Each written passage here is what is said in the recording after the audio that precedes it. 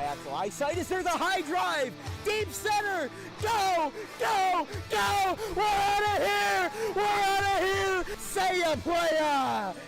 Just like they drew it up in Hollywood, Caladros, the 3-2, swing and a miss!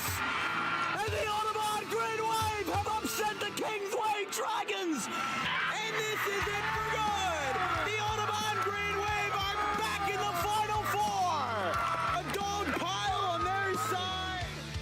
All right, ladies and gentlemen, welcome to DW Broadcasting's coverage of men's varsity. From our entire crew, we'll see you tomorrow. Have a good one, folks.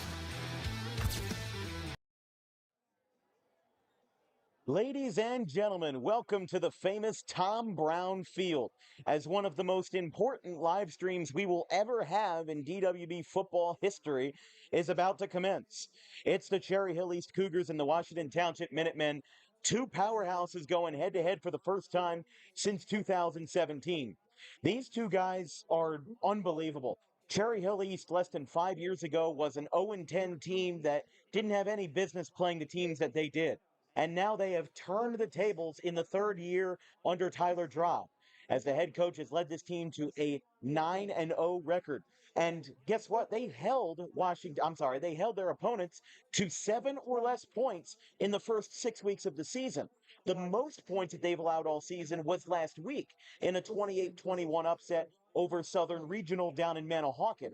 Now, that was a 5-4 seed game. East being the 5 seed, the Rams being the 4 seed. And they walked out of Atlantic County and out of Southern Regional with a win. So what can they do here? Again, these two teams aren't too far separated from each other. They're about 25, 30 minutes apart. But these two haven't played since 2017.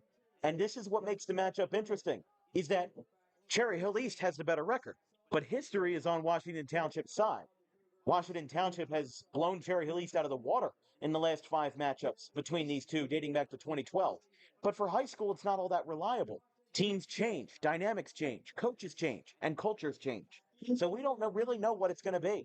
Cherry Hill East certainly was the 5 seed despite being 9-0, and part of that was attributed to their strength of schedule. I mean, their first few games of the season was Clearview, West Windsor, Plainsboro, and Triton. Now, Egg Harbor Township has had a big turnaround year under Rob Davis, and so has ACIT, which they beat 35-0 in their first varsity season. But Washington Township, they're 8-2 in one of the most prestigious divisions in the WJFL, the Classic Division. The two teams that they lost to in Week 3 was Millville, and if you know anything about Millville, they've got Lotier Brooks, who's committed to Alabama and set pretty much every receiving record in the state of New Jersey imaginable. And then they lost to Rancocas Valley 27-0, and Rancocas Valley had a huge, late season turnaround, so you might have to chalk that one up to happenstance. But these guys are on a roll. Both of these teams are running hot. Washington Township crushed Hunterdon Central at home 38-0 last week. So now both teams are coming off of opponents from far, far away. Cherry Hill East had to travel. Washington Township had to host. And with Township being the 1 seed again, the Minutemen have a chance to beat Cherry Hill East for a 6th time in a row and set the record straight going into a potential Central Jersey Group 5 semifinal. I'm sorry, a Central Jersey Group 5 final. But for Cherry Hill East, they're looking to shock the world, as the team that is undefeated still has its doubters. And despite Tyler Drobb's best efforts, let's see what happens. Because Washington Township is also good, and Cherry Hill East is also good. It's hard to say, because this is one of the most confusing 1 versus 5 games we've seen in a long time. You can look on paper and say that Cherry Hill East is 9-0, and then you can look at Washington Township and say that they're 8-2. So let's see what's going on. Both captains are at the 50-yard line right now, and with this game being so far in the air, we don't know what's going to happen over the next 48 minutes. But what I do know is that it's going to be a lot of action between Zach Salisbury and Cole Aquino, the 2 quarterbacks for tonight's game, both over 800 passing yards this year, and that's the epitome of a Group 5 program. Group 5 programs like to pass the ball, and Aquino certainly is up there. He's got a 62% pass completion rate, and he's attempted over 180 passes this year. So he is no stranger to the passing game. And let's see what he's got in store. We're here on Dan Wilkins Broadcasting from Tom Brown Field. I'm Dan Wilkins with Vincent Folk to my right, pressing the buttons for all of us at home and here in the booth. So hope everyone has a wonderful live stream. It is a beautiful night. here from Washington Township. And as they have the coin toss, the JROTC will come out and present our nation's colors, and then Mackenzie Agizi will perform the national anthem. We'll be right back after this, and we will be back for the presentation of our nation's colors and the national anthem.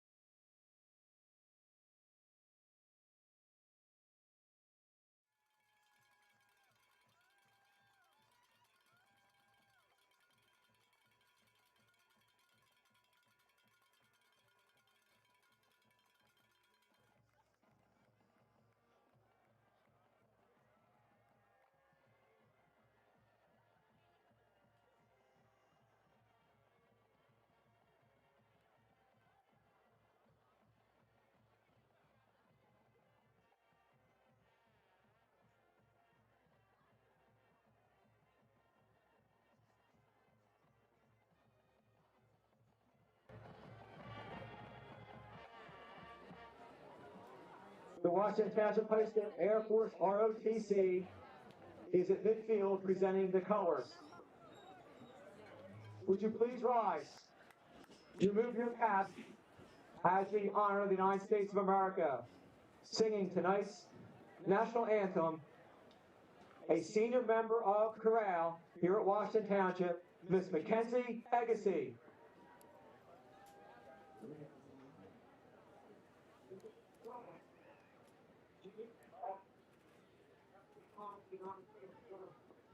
Oh, say, can you see by the dawn's early light what so proudly we held at the twilight's cast gleaming, whose broad stripes and bright stars through the perilous fight o'er the ramparts we watched were so gallantly streaming, and the rocket's red glare, the bombs bursting in air, gave proof through the night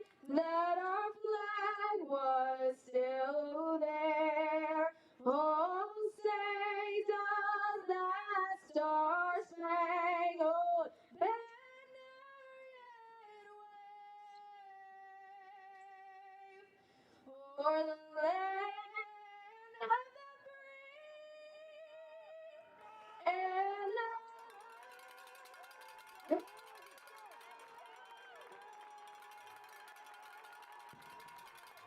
So I don't know if you saw that, but somebody turned off the lights. Some of the lights just turned out. Somebody tripped a wire or something. So as we await in darkness here from Tom Brown Field, the lights on the east side are working just fine, because in the middle of the anthem, one of the lights went off and then a second light went off. And unfortunately, yeah, that's a first.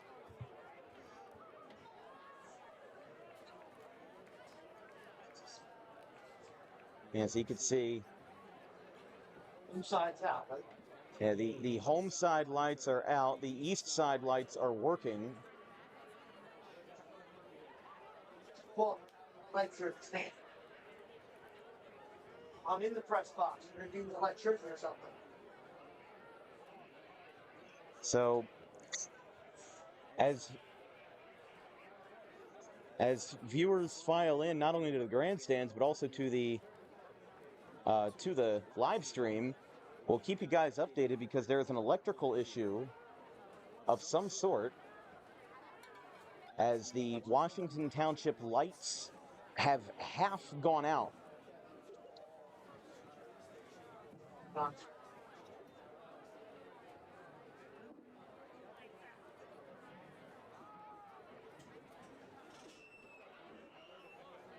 So this game was scheduled for a 6 o'clock start, and that right now is on hold as they're bringing in somebody to... We indulge your patience as the Wilkins are trying to hold the lights back on. So if we can get this we'll start equipment.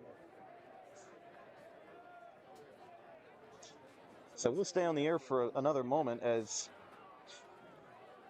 Vince, let's go over some fast facts for tonight's game, as tonight's going to be an interesting night. Like we said, Cherry Hill East undefeated at 9-0, and Cherry Hill East 9-0, and like we said, they allowed single-digit points or less to their opponents through their entire first 6 games of the season. The only time that they allowed 10 or more points was in games 7, 8, and 9, 35-14 over Deptford, 35-14 over Bridgeton, and 28-21 over Southern in the first round of the playoff. So the music has come back on. It's not a total power loss because those Cherry Hill East lights are working. So as we remain in darkness, well, at least our side is in darkness. East side is in light, but you got to consider these guys were ready to go at 6, and now everybody's got to stay loose on the sideline. You can see Cherry Hill East; they are, trying to stay loose, especially for their starters. Because the last thing you want is somebody to get rusty in however long this delay might last. I just can't say I've ever seen this before. Vince, have you ever seen this before? I mean, I've seen it in pro leagues before, but in terms of Like, what was that Super Bowl Joe Flacco won? yeah, the Joe Flacco one. Oh, that was a lot of different thoughts going around. Was that on purpose? There was a lot of conspiracies going around, but in football terms, I've seen, that's probably the last time I've seen it. I've seen it a handful of times in hockey, happened a few times. So it's definitely a new one for high school football here in South Jersey. Well, I mean, that Joe Flacco Super Bowl, that was at New Orleans? The Mercedes-Benz Dome, yeah. So that was a dome. This is open air. So, like we said, we are in a technical delay as the crew up here working to resolve the issue, as half of the lights are on, the other half are not. I can't say I've ever seen this before. And you can see, look at what Township's doing here. They're stretching, they're staying loose. They almost look like little silhouettes out on the field. Because of that turf here at Tom Brown Field, it's reflecting so brightly that the east side lights actually making the players look like silhouettes out there. That's number 87. That is Daishan Kwan, the sophomore.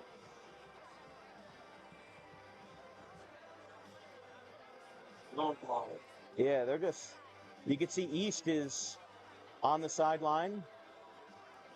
They're getting ready to go. But whether a wire was tripped or whatnot, the lights have still not come on.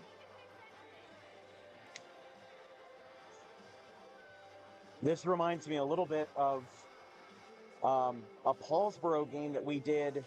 I don't know if you were there for it, but it was in August versus Pennsgrove. And in that game, the scoreboard went out in the first quarter. In the first quarter, it worked fine. And then in the second quarter, when the clock official tried to resume play, it ended up failing. And it ended up being such that They had to keep the time on the field. They had to keep the time on the field. Excuse me, sorry about that. For the second, third, and fourth quarter.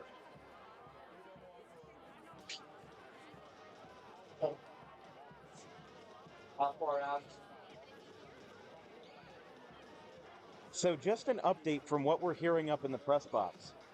They are trying to get an electrician of sorts to try to figure this out, and they are going to leave the lights off for 5 more minutes as these guys will continue to stay loose. Kevin Murphy, the athletic director, on the phone with this electrician, trying to figure out how far out they are and trying to figure out the situation so that we can play as quickly as possible as we enter 6:08, and as every minute becomes even more valuable to these players as they have to stay loose, they have to keep going, kind of treat this like a lightning delay a little bit, where instead of a lightning delay, it is a lighting delay.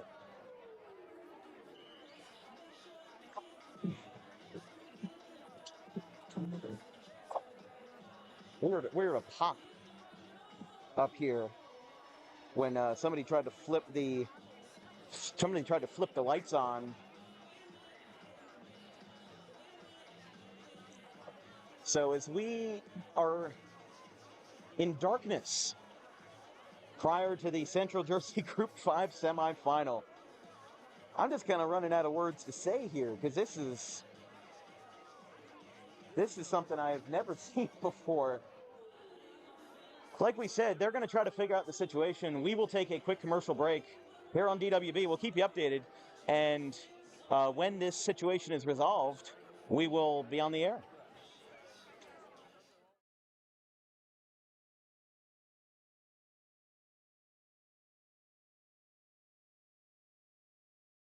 It will be inbounded by Pat Monahan. Oh, the ball gets away.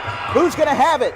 GCIT will hang on to the possession. It goes to Stanwood. Stanwood inside. They'll get the shot off. It's good! Unbelievable! Boston closed the timeout, but will they get it? Unbelievable! Unbelievable! A double contest shot from Hellman! Wow. Ryan James wanted the timeout, but did they get it in time?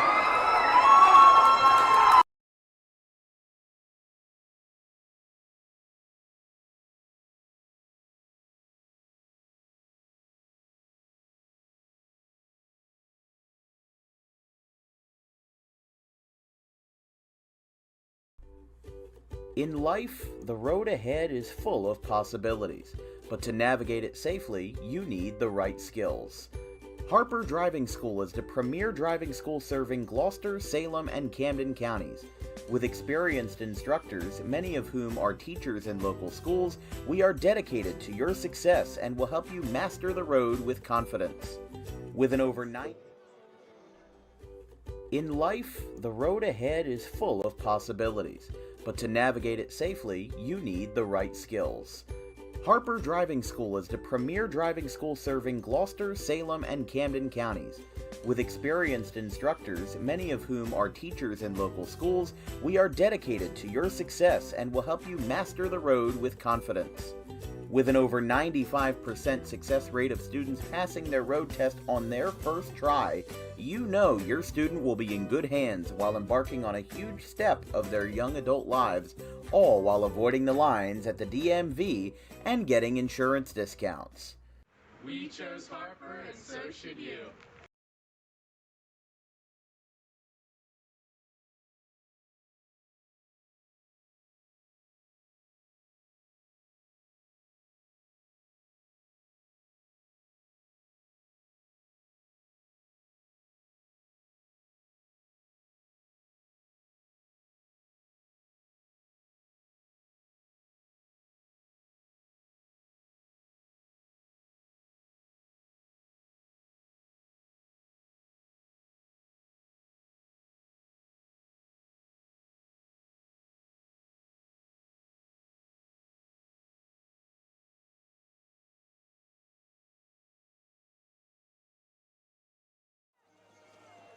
There's a photo from Courier Post journalist Tom McGurk from his sideline, his view of the current delay as we are at 6:12. Vince, you stepped outside the press box. What did you say? Well, currently right now, the left light tower that is facing the field currently has a few that are aglow, not real bright, but few that are aglow. The ones to the right side of the press box, that light tower is currently fully off still, so they are trying their best. We have guys up here with the radios, everything, trying their best to get communicate with, I think, the school's electrician to see if they can get these light towers back online. As you said, half of them are out, and as we can see, half of them are out, so they're looking to get them back online quicker than as possible, quick as possible. Yeah, I can't say I've ever seen this before. I mean, there have been unusual delays. We've seen rain delays, we've seen lightning delays. We even once had a delay. It wasn't for my network, but we were doing a youth stream one time where a stray cat ran onto the field. I think it was somewhere in Philly. We were doing a game. Stray cat runs onto the field in the middle of an at-bat, in the middle of a pitch. And it was chasing some squirrels, and yeah, that's basically how it went. And it was only a delay for like a minute, but I still remember that in my head because, what's that? Up slowly. They're starting to get them to glow on the other side. They're starting to lighten up, brighten up a bit, so it will be back hopefully before you know it, sooner than later. Yeah, I can't believe I've never seen this before. Cross your fingers, they're both coming up. That's the word from the man himself. Cross your fingers. Cross your fingers, and we're going to play football soon. Let's talk some out-of-town scores. Camden High leads Willingboro 13-0 early in the first quarter. In Shalleck versus Paulsboro, Paulsboro got the first score, and Shalleck will start their first offensive drive inside their own territory at the 39. Paulsboro's two-point conversion failed, and it's 6-0 in the third quarter. Not too much going on right now, although actually I'm getting more as I scroll through. Holy Spirit leads Donovan Catholic midway through the first quarter, 7-0.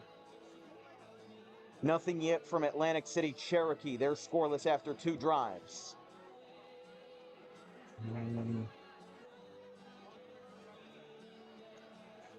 Let's see, what else do we got? Rancocas Valley leads Hillsboro 7-0 on a 71-yard pass to Montre Wilson. 7-0, 6:39 left in the first.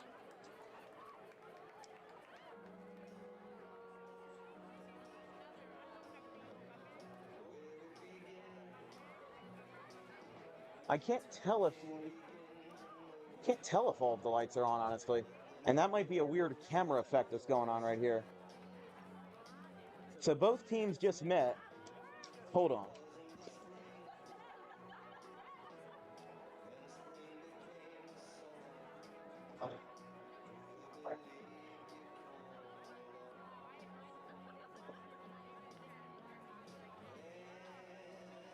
All right, so both teams have now retaken the field. However, we're not ready for kickoff yet. So both teams are now warming up just like they would in pregame.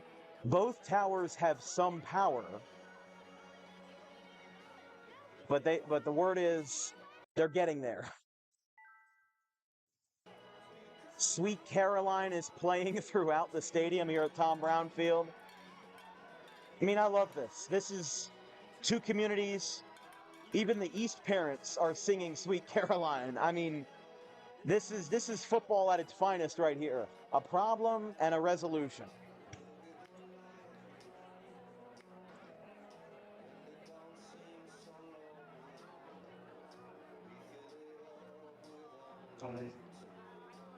By the way, Brick Memorial and Jackson, 6:30.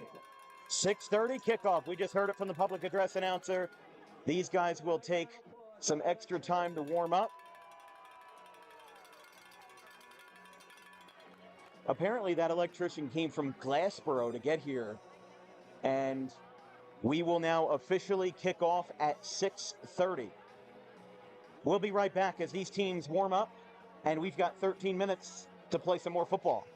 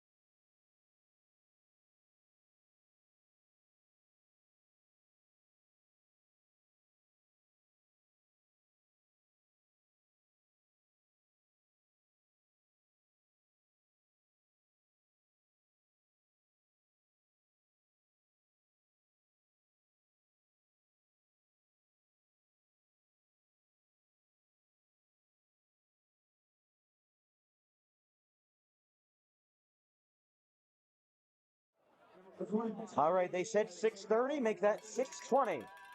These guys have agreed to kick off just a little bit earlier.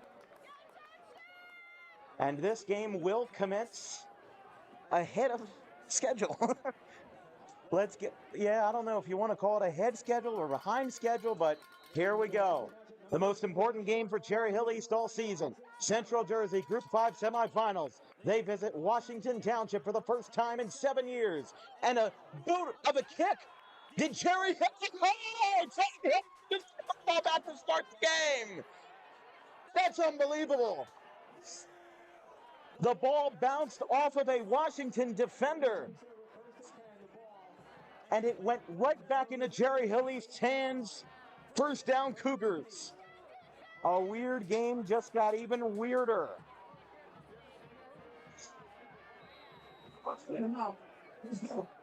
So here's Zach Salisbury and crew.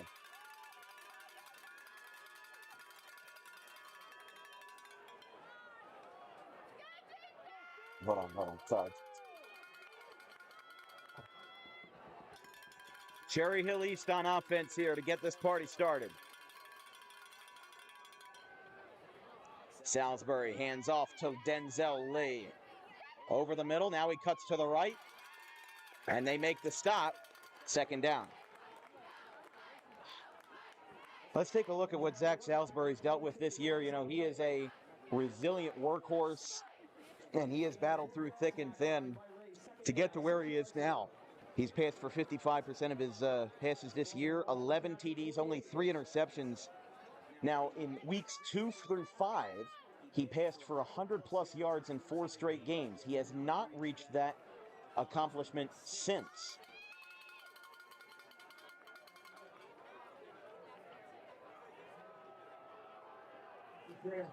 Second and 6 after a 4-yard gain by Lee. Salisbury passes to the flat. It's caught, getting tripped up at the 47. It's number 11, Kyle Stock. So Cherry Hill East moving slowly but surely.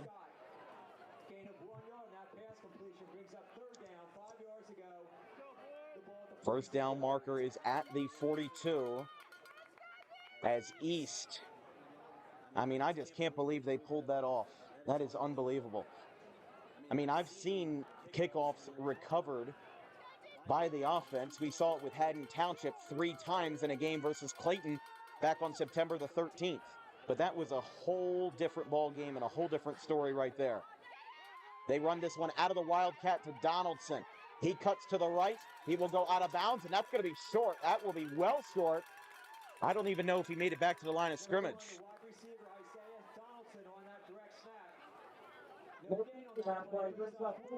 So if you're Cherry Hill East, I think you want to keep this at an ambitious pace. And it looks like the memo is that they're going to keep Salisbury and crew on the field for 4th down and mid-range.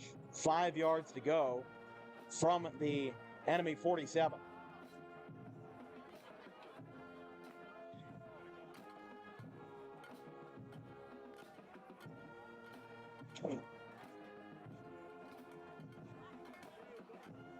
Fourth and 5.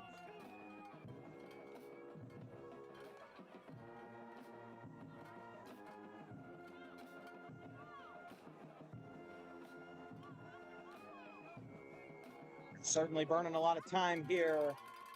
And Cherry Hill East called their first timeout. We'll be right back. 10:20 left in quarter number 1. No score here at Tom Brown.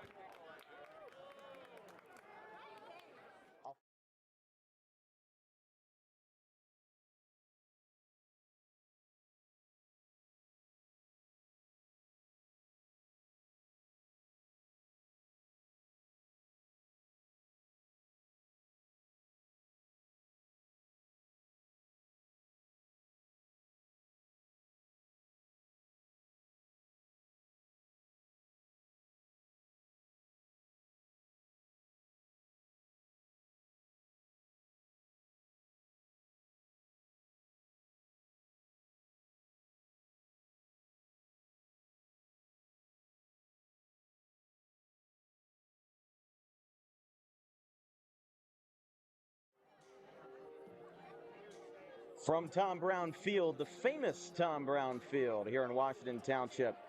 East has the ball after an improbable, immaculate kickoff recovery.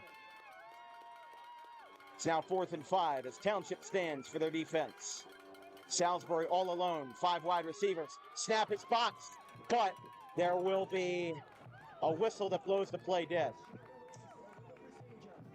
We'll have a false start on the offense. It'll knock him back to 4th and 10. And now, after that false start, Washington Township will change course. I'm sorry, Cherry Hill East will change course. And the Cougars bring out the field goal unit. Bringing out the special teams unit, number 36, Judah Niv. Back to return for Washington Township. Will be Deshaun Long, number 3, back to return for the Minutemen. He'll punt this from the 35. It's up. Great spiral on it. This might land at the 20. Now Long will try to scramble out of it. Cuts to the right, and he will spin out of bounds inside the 25. And that's where Washington Township will start their first offensive drive with Cole Aquino at quarterback. I mean, Aquino, again, another great workhorse for this Washington Township team as a junior. He's already passed for over 2,500 career passing yards in just 2 years as a starter, with a third on the way, barring any outside circumstances. I mean, Aquino, like I said, Group 5 schools. We've covered Group 5, Group 4, Group 3, Group 2, and Group 1, and even non-publics this year. Every group seems to have a different philosophy on what a team is supposed to do when you're playing against these other opponents of the same group. And Washington Township, they like to pass the ball. In fact, Aquino has done it 184 times this year. This time he does not. On a trips formation, rushes it to Long. That'll be 2nd down and 7 for the Minutemen after a 3-yard gain. 3 yards in that carry by Beeler. 7 yards to go. The ball to 29.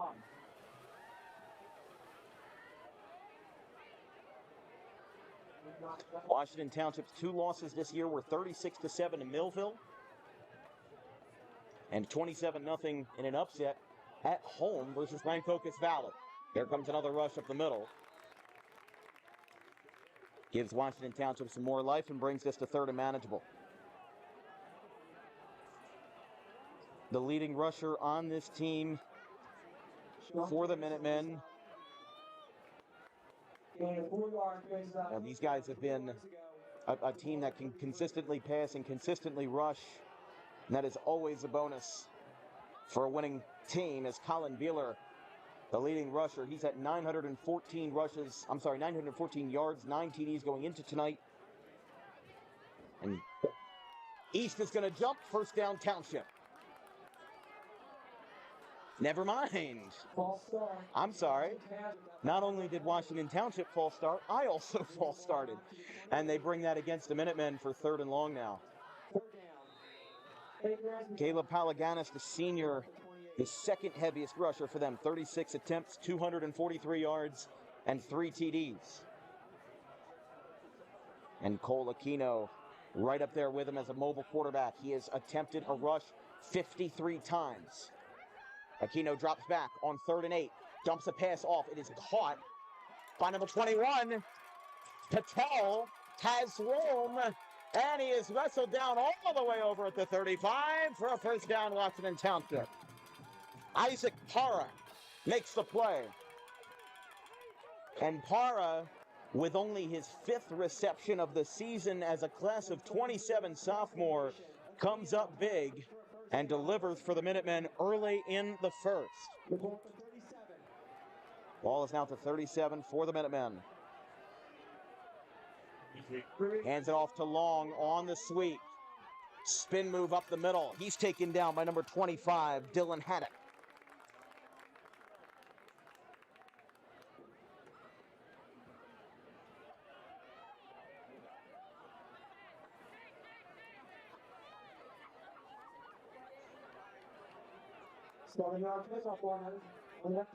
Washington Township, I mean, I thought Cherry Hill East was going to have that first proactive drive coming off of the momentum of such a huge gain on that kickoff recovery, but it just stalled out.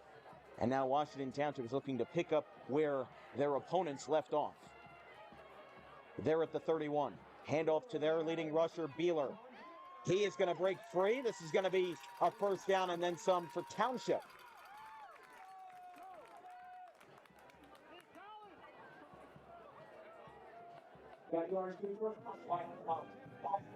No huddle. Passes it to Hara for his 6th reception of the year. He dives towards the corner. Out of bounds there. This is going to get them. They were already in the red zone, but now they're going to get even closer as Washington Township wasting no time.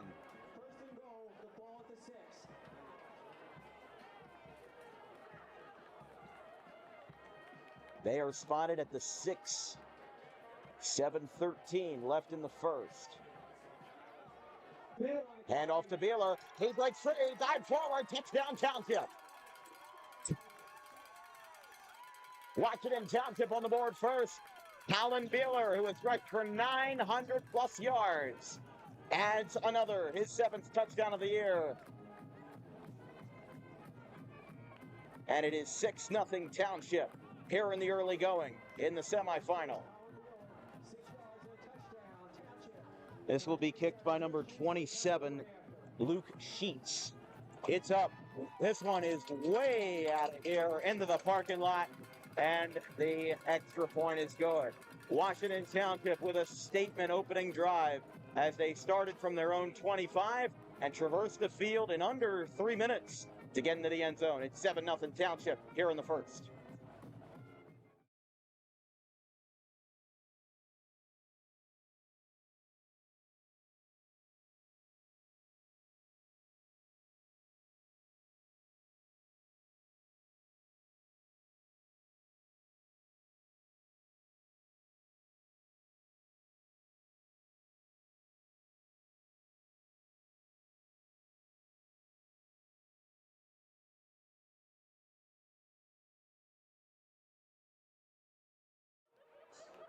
Cherry Hill East to send this one away.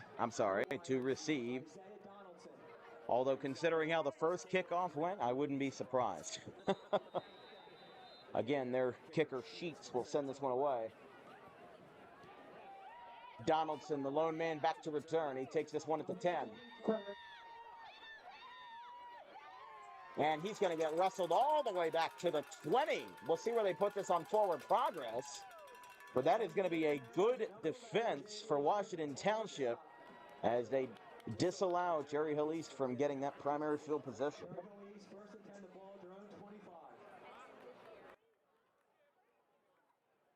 This broadcast is brought to you by Harper Driving School. Over 90% of students who take their New Jersey State driving test with Harper pass on the first attempt.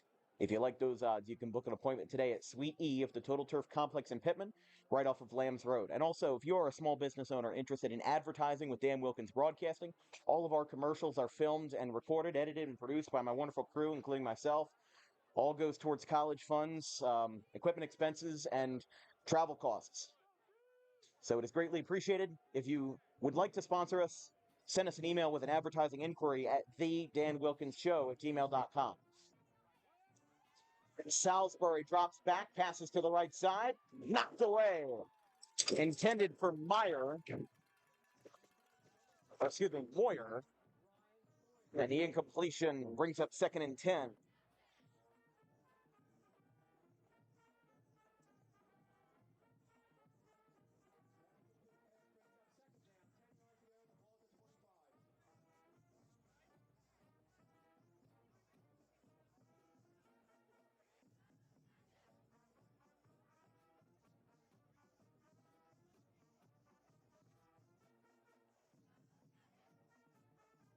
Second and 10 after the incompletion. Handoff to Lee.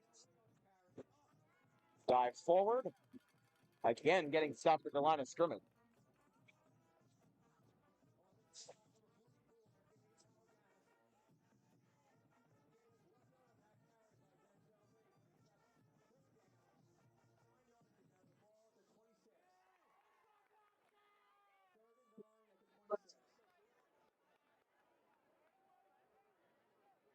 By the way, earlier today on our YouTube page, we hit 2,500 subscribers. It is greatly appreciated. Of course, as somebody who does this independently, I do this because I want to have a career in this someday. It certainly is a great stepping stone to have the support of the South Jersey sports communities behind us. Pass is caught on a pass from Salisbury to Lee. He'll get about 5 yards, but he is going to be well short. And now Tyler Drob and the Cherry Hill East crew have to mull over again what they want to do with this fourth down. Because they saw that Township got into the end zone, I wouldn't say pretty easily, but they didn't have too much of a struggle getting there. And Cherry Hill East will opt to punt. Long again will return. Punting this one away again is number 36, Judah Niv.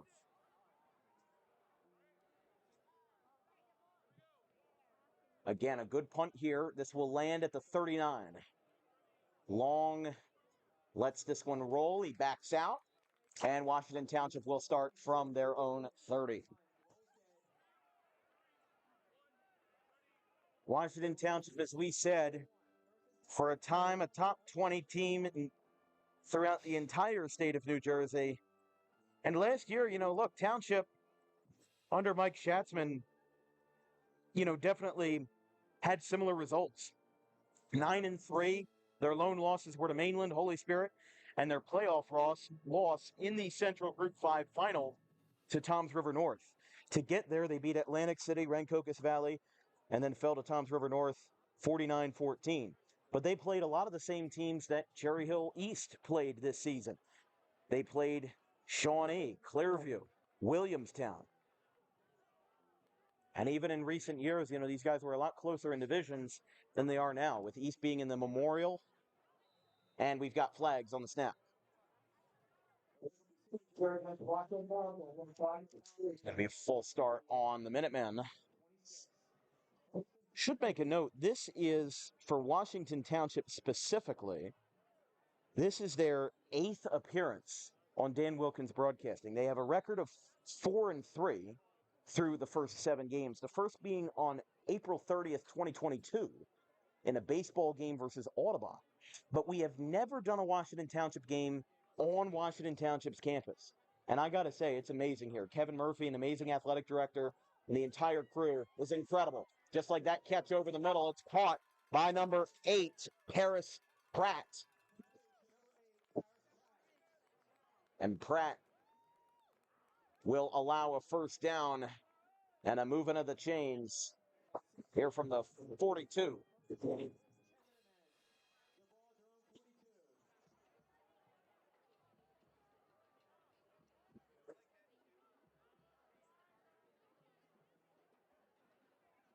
First and 10 for the 42. Hand off to Bealo. He has some space. That's going to be another first down and then some. He'll be down across the 50 at the 38. And a big gain for the Minutemen brings up another first down.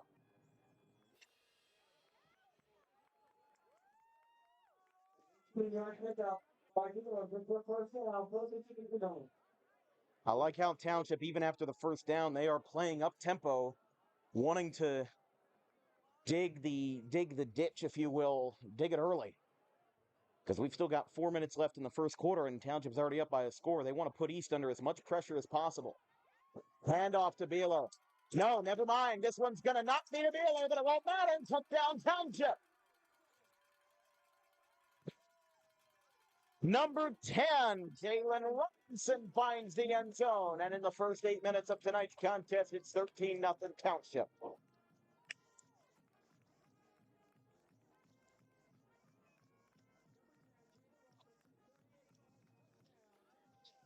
$38-yard score, and Sheets will be back out there for the PAT. It's good. Back into the parking lot. Township leads 14-0. Here, 4:06 left in quarter number 1. We'll be right back.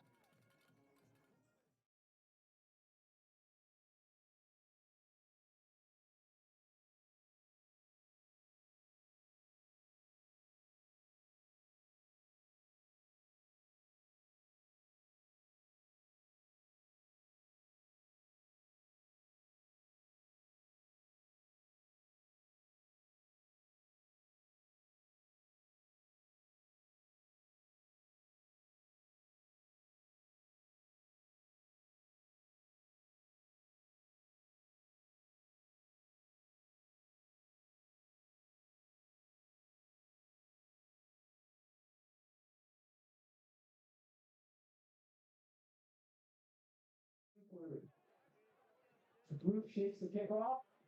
Luke Sheets will send this one away as we return from Tom Brown Field, the famous Tom Brown Field, here at Washington Township High School. A 38-yard breakaway from the junior Jalen Robinson makes this a two-score game as this kickoff from Sheets will again, it gets muffed at the 10.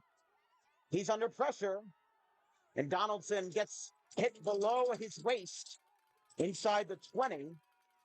And again, East not with the best field position that they would hope for. Plays off and right now. Sullivan at East. And right now, Cherry Hill East, look, they have a very talented team. But Washington Township right now is beating them at most corners. By the way, that touchdown from Jalen Robinson, number 10, the junior, picks up his fourth touchdown of the year, 22 rushes, 127 rushing yards going into tonight's contest. 1st and 10 as Township makes a quick personnel change. Salisbury goes to throw, and it's incomplete. Couldn't tell where the ball was.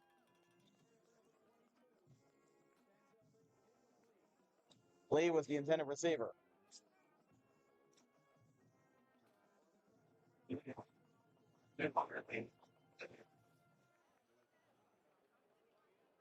Cherry Hill East led by Tyler Drob and formerly by Andrew Daly, a guest of the Dan Wilkins Show podcast. And, Andrew Daly's team, Gateway, is not in the playoffs. However, Andrew Daly still participating in some football. He is on the analyst side for Princeton football tonight, for Princeton radio. So he's calling some Division I football now, which is always fun. Best of luck to Andrew.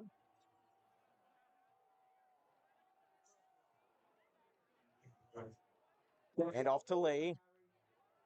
Lee finds some space. He gets a little bit closer now to the 25.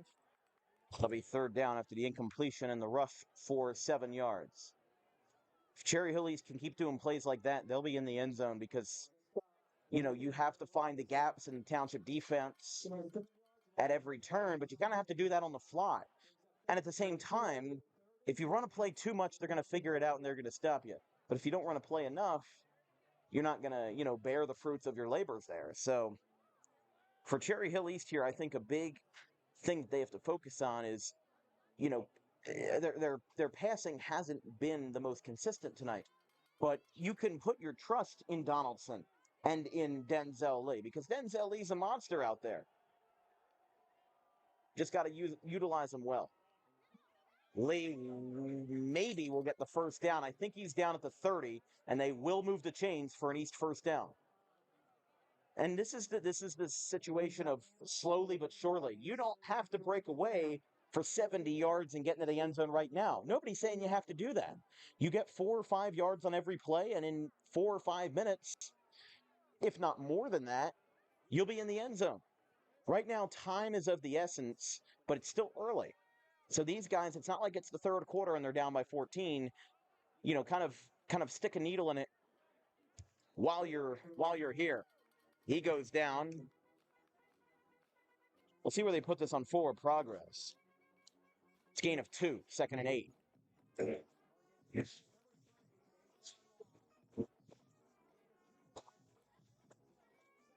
Yes.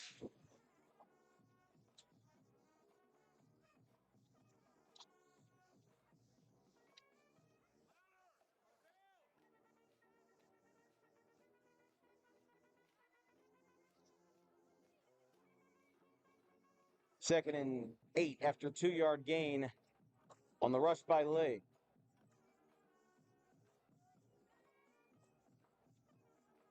Sending Donaldson in motion. They pass it to Donaldson, bobbled, but it's caught anyway.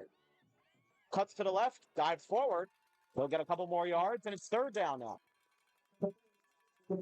That could have been a lot worse than it ended up being, and they still got a gain out of it. And from what I saw, it just seemed like that pass was a little high. They always tell you hit your receivers in the chest. You just got away from them a little bit. But the drive is still alive for Cherry Hill at this moment. 3rd and 6. First down marker is at the 40. They're at the 34. Still a long ways to go as we enter the final minute of the first quarter. Salisbury and company in the shotgun. He's got a trips formation to his left. Dropping back on 3rd and 6. The pocket collapses. It's caught by Lee. He is going to dive forward. We'll see where they put it on forward progress. I think it's short by a yard. No, it will be a first down East. I was surprised by that, just depending on where he was down, but Lee just kept rolling, and it's a gain of 6, the required 6, for a Cougars first down. But this is exactly what I said, slowly but surely. They can't be too complacent as they've got 23 seconds left. Fourth and 10, lead the ball around 40.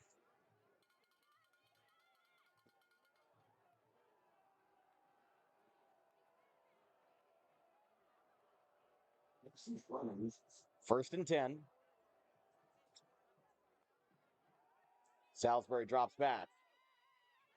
He pointed downfield, still hasn't let go of the ball, and he throws it away. Thought he had a man open down there, but he ends up not finding anybody.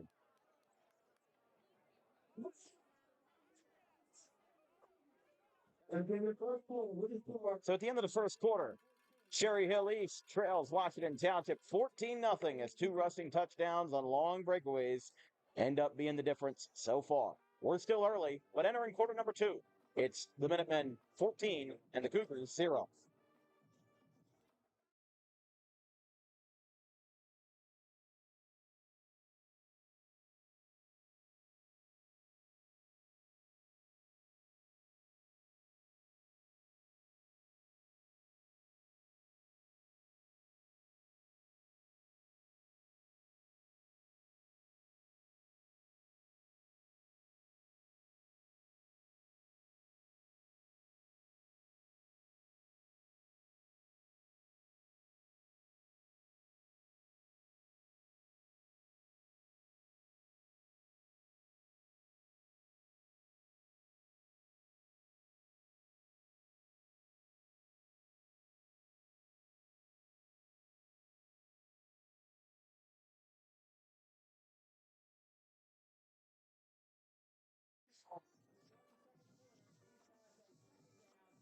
We'll start this second quarter on 2nd and 10.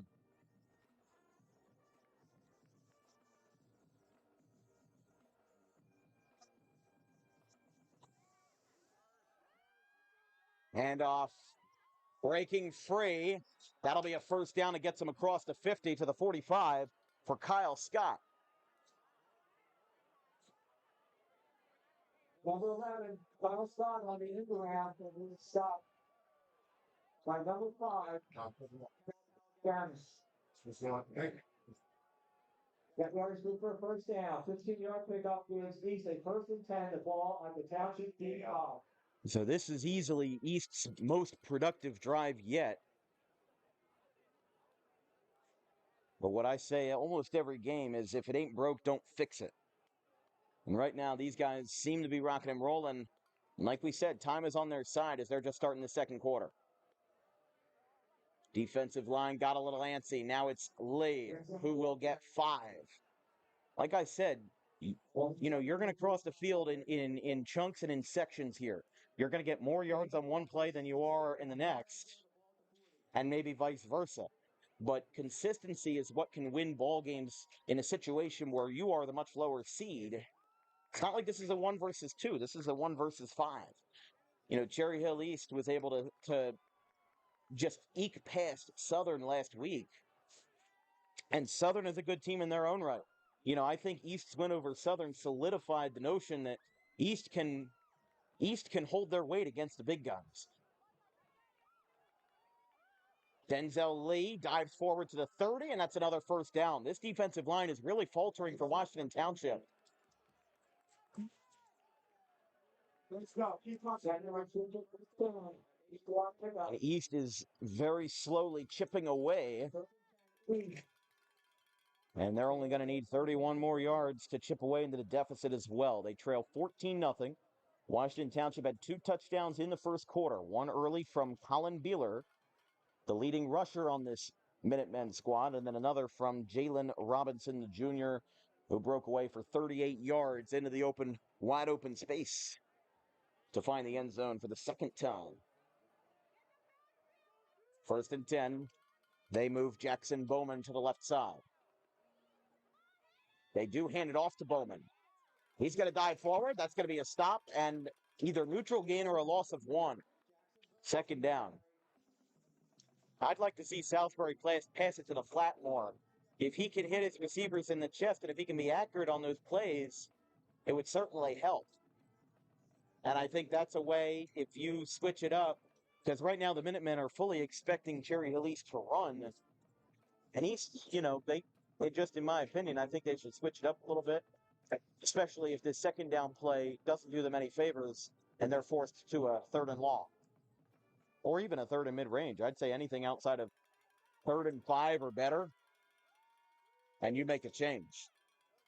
Salisbury fakes, lines a pass to the right, and it's picked off. Washington Township picks up the interception. Number 25, Ethan Binder, picks up the pick. And the Minutemen disrupt what was otherwise a great East drive and bring this back to square one.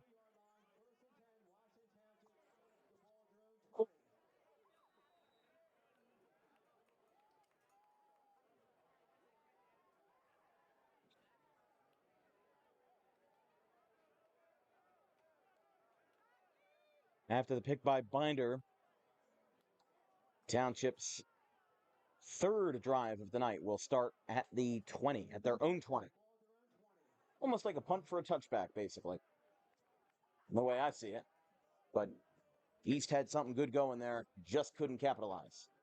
Aquino drops back. We've got a flag. It is bobbled. He makes the catch anyway and is wrestled out by Paul Bromboski, who makes an incredible catch, but I don't think it's going to stand. It was a nice catch, but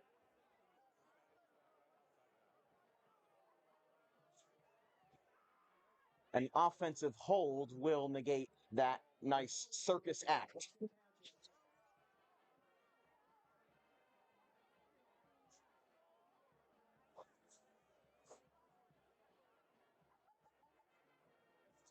Let's make another play. Use the ball back to the 30-yard line. 1st down, 20 yards to go. 20 yards to go.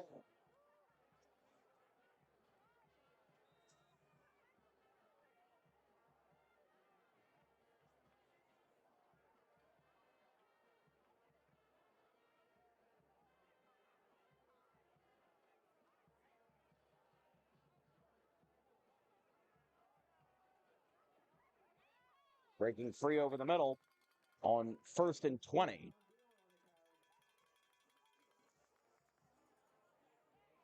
That'll be a gain of 8. 2nd and 12. 4-6 down. Gonzaga on the stop. And 9 yards now carried by Gill. 7 down, 11 yards again. 2nd and 11. The ball to 19.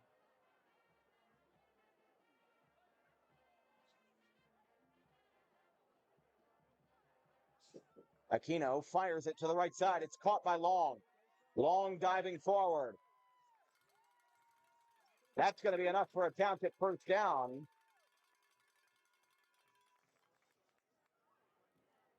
Got 13-yard pass. Down, push it 10-minute man. The ball at your own 38.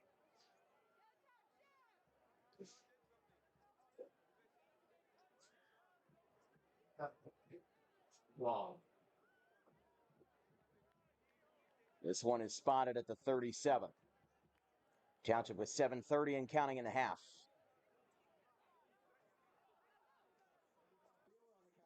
Handoff will get stopped at the line of scrimmage.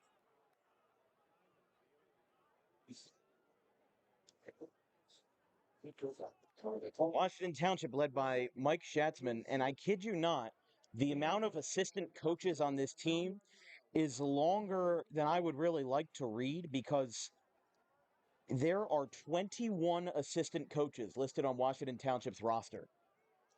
I mean, look, we did a game with Buna last year. They had 17 players on the team. They have more assistant coaches. I don't know if I've ever seen that many before.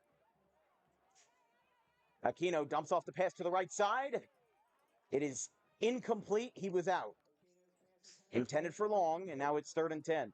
But if East can make one more stop here, force Washington Township in a bad situation, they're going to want vengeance for that drive where they got picked off.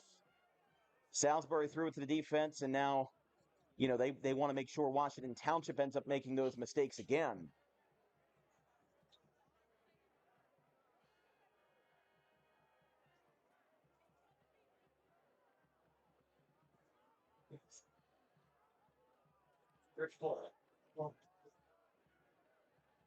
Township with 3 receivers, 2 Aquino's left. He's got time in the pocket, lets it air out, and he makes the catch at the 39. Deshaun Long reels it in, and Township will not be stopped after all. 1st down, Minutemen. That was a 24-yard completion. And the Minutemen are rolling here in the 2nd quarter.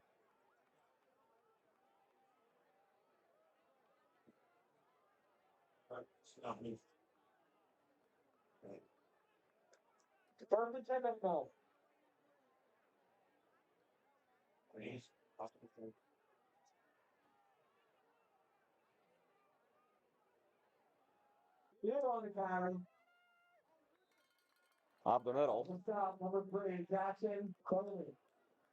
Bowman made the stop, and it's a gain of 3. Gain of 3.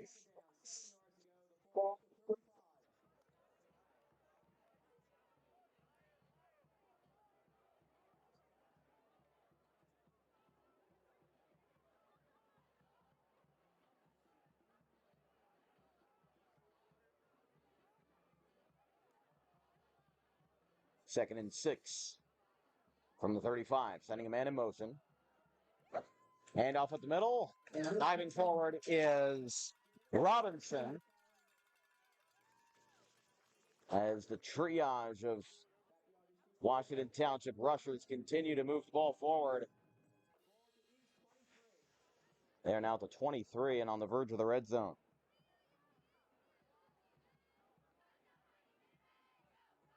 This was our 2nd broadcast of the day. Earlier this morning, we did Ocean Township and Delran boys soccer in Central Jersey Group 2 quarterfinals. Delran won and will now play the 1 seed Cinnamon in that action. Hands it off to the right side on a fake. Oh, he trips himself up. Robinson falls back.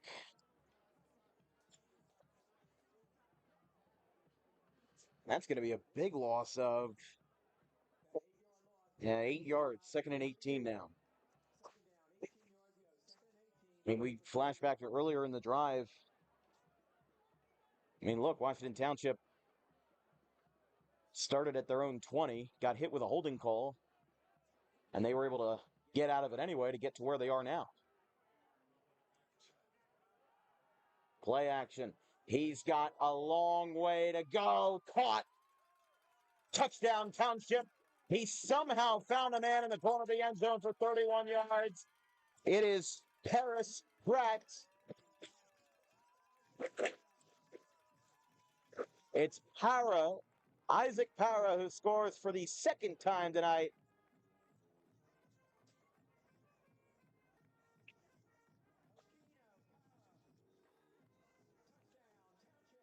$20-0. It's up, away, and she hits the PAT. 21-0. Washington Township's on a roll. We'll be right back after this.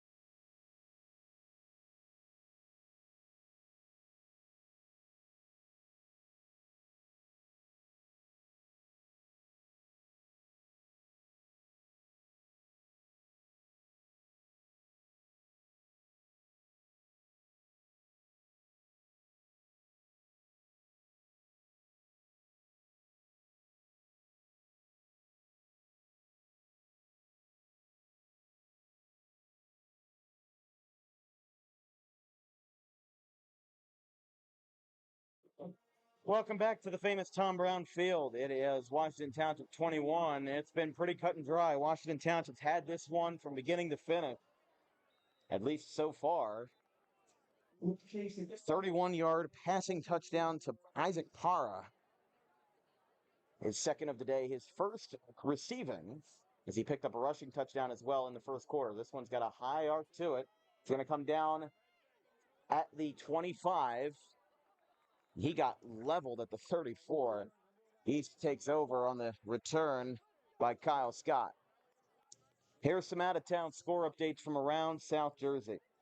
Middletown North trails Shawnee 13-10 at the half. Brick Memorial leads Jackson Memorial 14-0 with 5 minutes left in the second. Millville in Central Group 4, they lead Marlboro 20-0 midway through the second. And Holmdel is trailing Mainland 27-0 in the first half. From Holy Spirit and Donovan Catholic, that's 21-0 Spartans over the Griffins, still in that first half. At the end of the first quarter, Rancocas Valley leads Hillsboro 14-7. He got hit big in the backfield. Nobody realized that Salisbury took it. Everybody started cheering. They didn't realize that Salisbury was the one who had the ball. It faked us out. It faked the fans out. It fakes everybody out, and it's now second and short for the Cougars.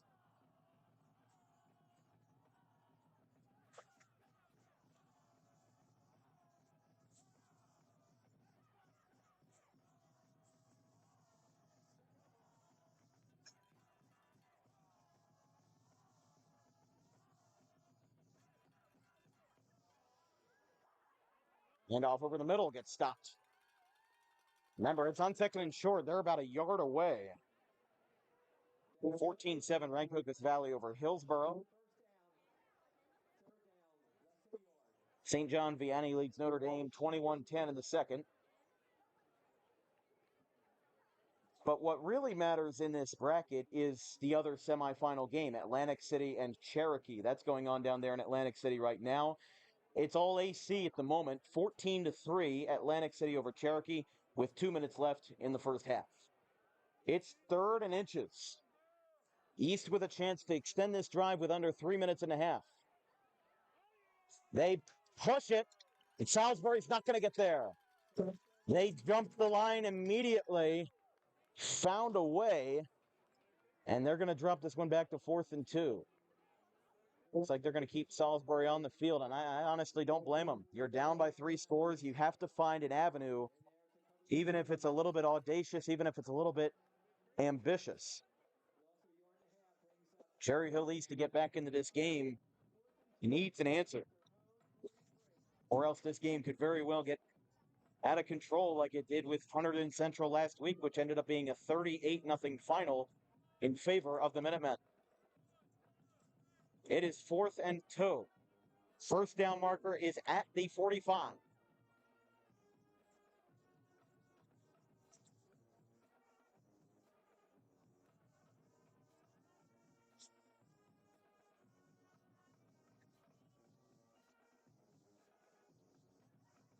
High snap, flags from the back.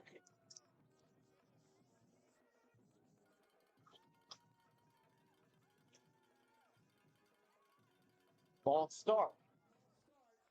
Movement on the O-line, and that makes Cherry Hill East's odds just that more unusual here, as it's going to be 4th and 7. They will bring out the special teams unit here. 1 minute and 40 seconds and counting in this first half. 21-0 in favor of Washington Township. It's been all Minutemen. Only took Washington 3 minutes to score. And they scored twice in the first quarter. They've scored once in this second. That punt, a low flyer, lands at the 40. It'll be returned by Long. He will stay on his feet. And the Cougars finally wrap him up inside the 40 at the Minutemen's 37. And that is where they'll take over with 72 seconds left. 1-2 ground. Washington Township first and 10. The ball at the 37-yard line. First and 10 Minutemen. The ball at the 37.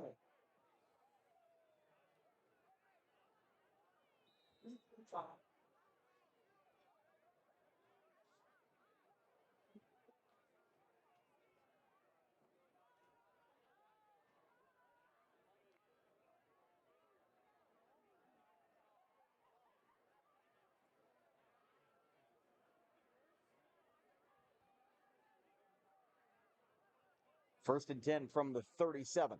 Aquino drops back, cuts to the right, leaves the pocket, in trouble, fakes. He faked twice and then took it out of bounds himself. And the scramble ends up not working out. And Township will take a 1-yard loss. So kind of the best case scenario there on such a convoluted play where the pocket collapsed quickly. Aquino had to find a way in any manner.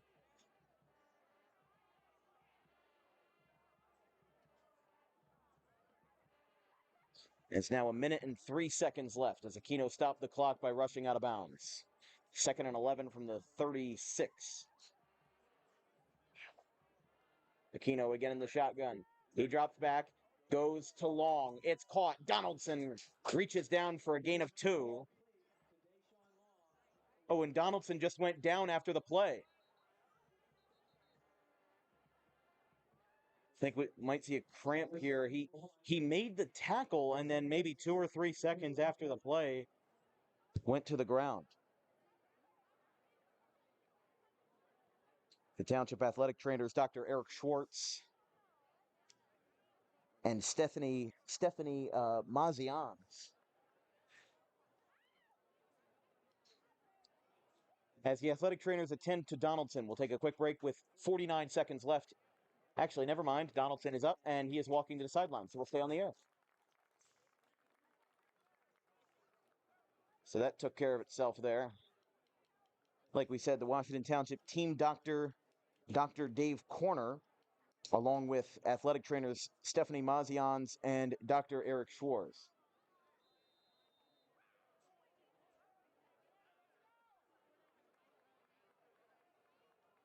Third down, 9 yards to go. 3rd and 9 as the clock runs after the injury timeout. Handoff. Again gets stopped. And for the first time tonight, Washington Township will be set up with 4th and long. Tyler Drob calls time. His second time out of the half. Now we will take a commercial break. 21-0 Township.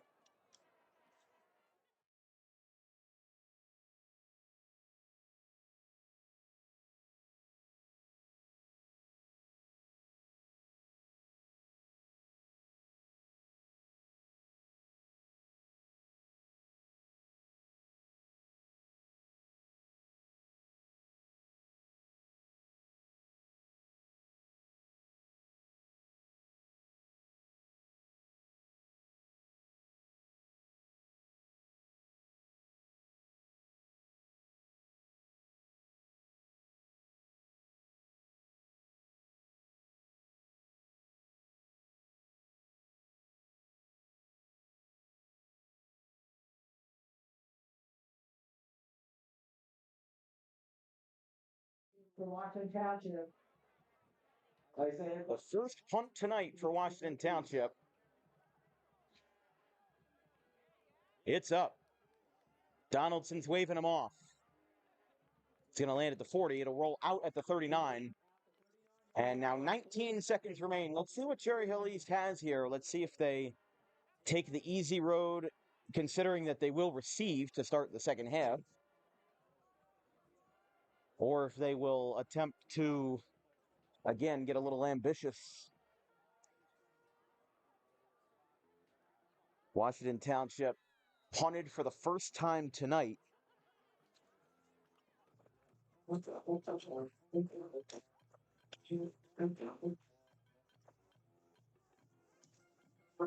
East will take over.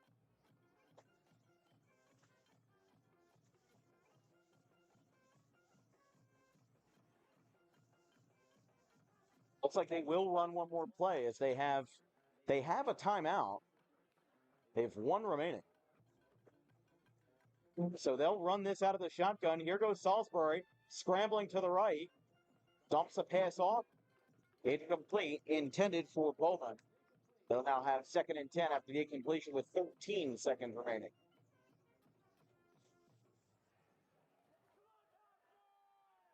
On the left, Jordan Robinson. 2nd down, 10 yards to go. The ball to 2nd and 10 for East.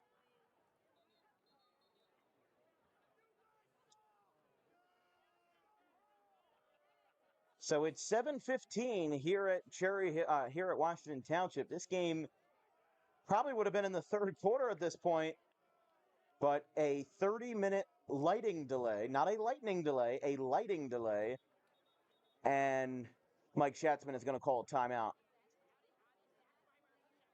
13 seconds left. We might as well mention that this broadcast is brought to you by Garden State Pet Center. Keep your pet happy and healthy today with the most organic food products available in South Jersey, along with toys, cages, accessories, and much, much more. Visit today, 7 days a week at 226 South Whitehorse Pike in Audubon.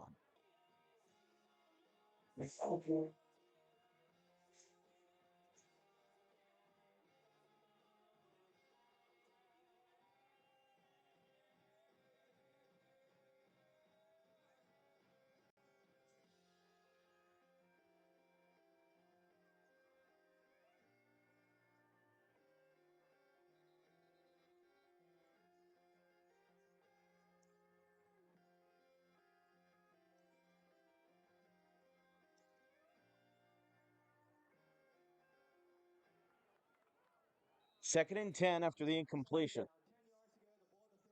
Salisbury again in the shotgun. He's got a tripped formation to his left. I think you can kind of guess what he's going to go for here. Dropping back. Home run ball a long ways away. Intercepted to end the half. Returning it to the 45. He dropped as time expires. And at the end of the first half, it's Washington Township 1-1. Cherry Hill East 0. These guys are loving it here at Tom Brown Field. That's the end of the first half. I was going to say, when that runner went down, there was about a second on the clock, but they decided it wasn't worth it. And we will go to the halftime break. It's all Washington at this point. It is the Minutemen 21 and the Cougars 0 here on Dan Wilkins Broadcasting. We will be right back after this.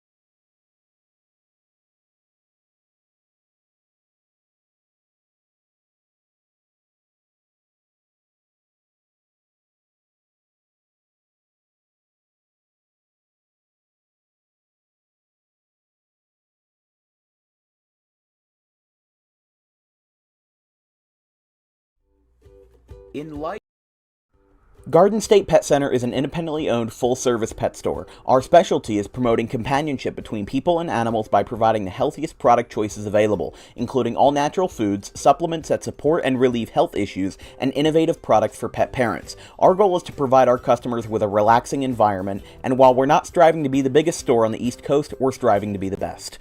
No other pet store will make you feel at home like we do. At Garden State Pet Center, we view pets as members of the family. We don't believe in fast, high-pressure sales, but instead matching up the right pet with the right owners, as you are making a lifelong commitment. Together with our team members, we would like your visit to our store to be both enjoyable and educational. Simply drop in and take a look around. View the birds, reptiles, small animals, toys, food, cages, and miscellaneous items. Learn of the services we have to offer and decide for yourself if this is the store you'd like to call your home away from home. Victor Santucci, owner of Garden State Pet Center.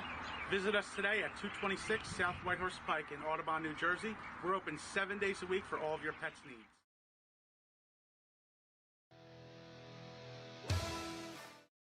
needs. Donning the number 34 and the shortstop for this one. First pitch. There's a line drive into center field. That one is going to drop it. It's going to go to the outfield wall. One run will score. Spence is going to make a huge arc around third. She will score to make it 3-0. And here comes the runner to score. It's an inside the park home run for Ella Hayes to make it a 4-0 game, a 3-run inside the Parker to the 2. And this is going to bring up Andrew Petrick, who has a single in this game. And here's a fly ball popped up right field side. And it's fair. It's fair. They're going to throw to second for try to get this play. The force out. They got him, but the game is tied. How about it for Woodstown? They complete the comeback to make it 8-8. So now there is one out after Kubat let it fall in right. And because the bases were loaded, you know what? That's a very smart play.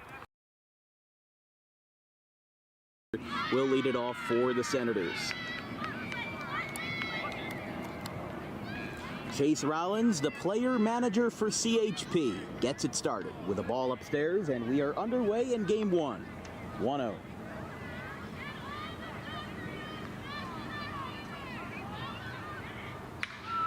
That one is hit well out towards left, and it is gone off the top of the goalpost. Shane Adamski with a thunderous start to his playoff series. Second pitch of the game, a solo homer to left, and before I could even write the first name down in my scorecard, it's 1 zilch.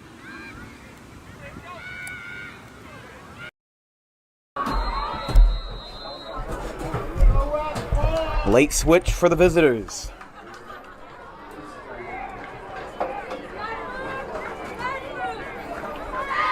Again inside their 5. Oh, they're going to pitch this one back for the flea flicker. Touchdown, West! Oh my goodness! Taking inspiration from Nick Foles and Trey Burton. I think they just pulled off the Philly special. That is the greatest touchdown I have ever seen. Well, maybe not the greatest touchdown I've ever seen. Maybe that's stretching a little bit, but one of the greatest touchdowns we've seen in a long time. And it's a tie game.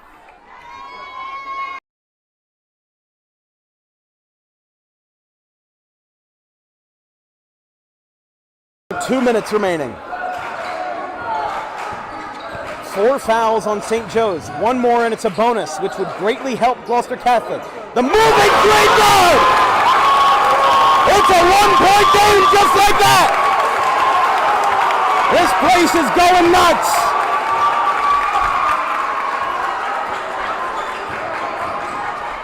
And now a drive to the basket by Spross. He lays it up and lays it in!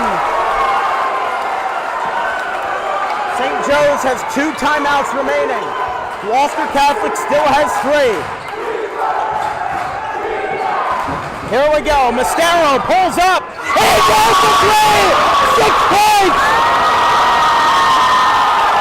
Jack Mascaro has tied the game with 90 seconds remaining. How will the Wildcats respond with a miss of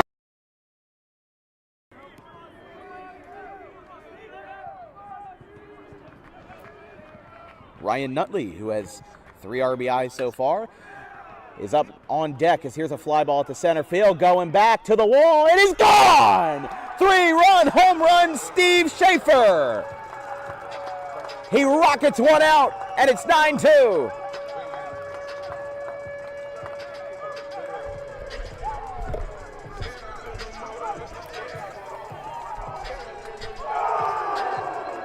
First home run for Schaefer this year, the second hit at home by a Scarlet Raptor. Garden State Pet Center is an independently owned full-service pet store. Our specialty is promoting companionship between people and animals by providing the healthiest product choices available, including all-natural foods, supplements that support and relieve health issues, and innovative products for pet parents. Our goal is to provide our customers with a relaxing environment, and while we're not striving to be the biggest store on the East Coast, we're striving to be the best.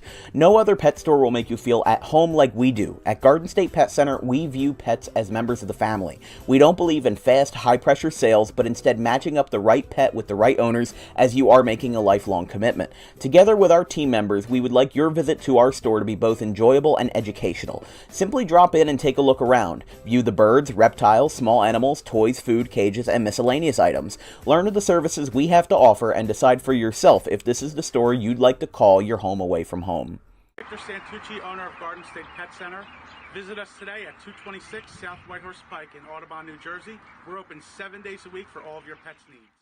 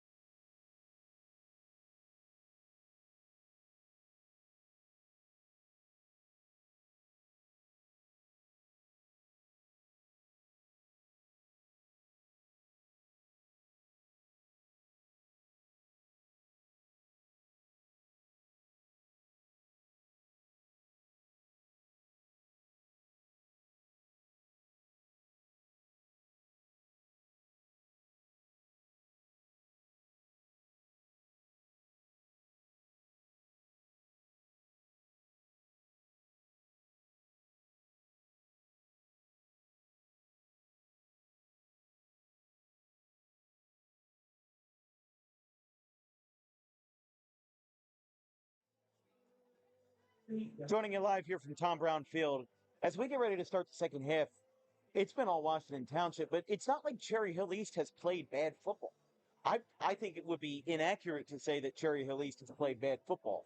Washington Township, though, has played very good football, and that is a different. That's different. Both teams can play good football and still have this outcome in a 21-0 game. And Vince, a lot of it has been the long ball. And by that, I mean long rushes. You saw Colin Beeler break away. You saw Jalen Robinson get 38 yards for the second touchdown. And then Isaac Para with 2 tonight.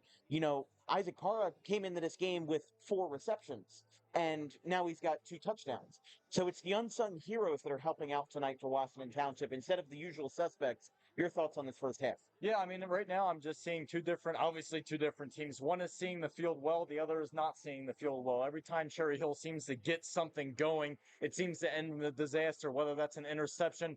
Usually it's an interception, or they just turn it over on downs, or they got to a point punted where, a lot. they punted a lot. They got to the point they had a 4th and 2 situation where they were looking to convert on that 4th and 2, but a false start penalty happened. So they got pushed back again. And of course, what happened after that, folks? They had the punt. So it seems like, again, every single time Cherry Hill seems to get something going, they get the running game going.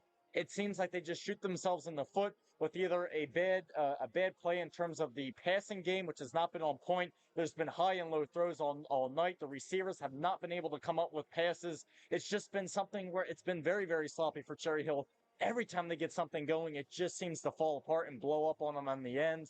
And for Washington Township, they've been able to capitalize. Every time Cherry Hill has gotten something going and not quite been able to finish, Washington Township has been able to finish, and therefore that's why you've had a shutout first half for the Minutemen, which has been absolutely incredible so far. I mean, Washington Township has only punted once tonight. I don't know if I'd go as far to say that Cherry Hill East has played sloppy football. I mean, yes, there's been 2 interceptions, but I mean, they've done everything that they can do. They've ran the ball, they've passed the ball.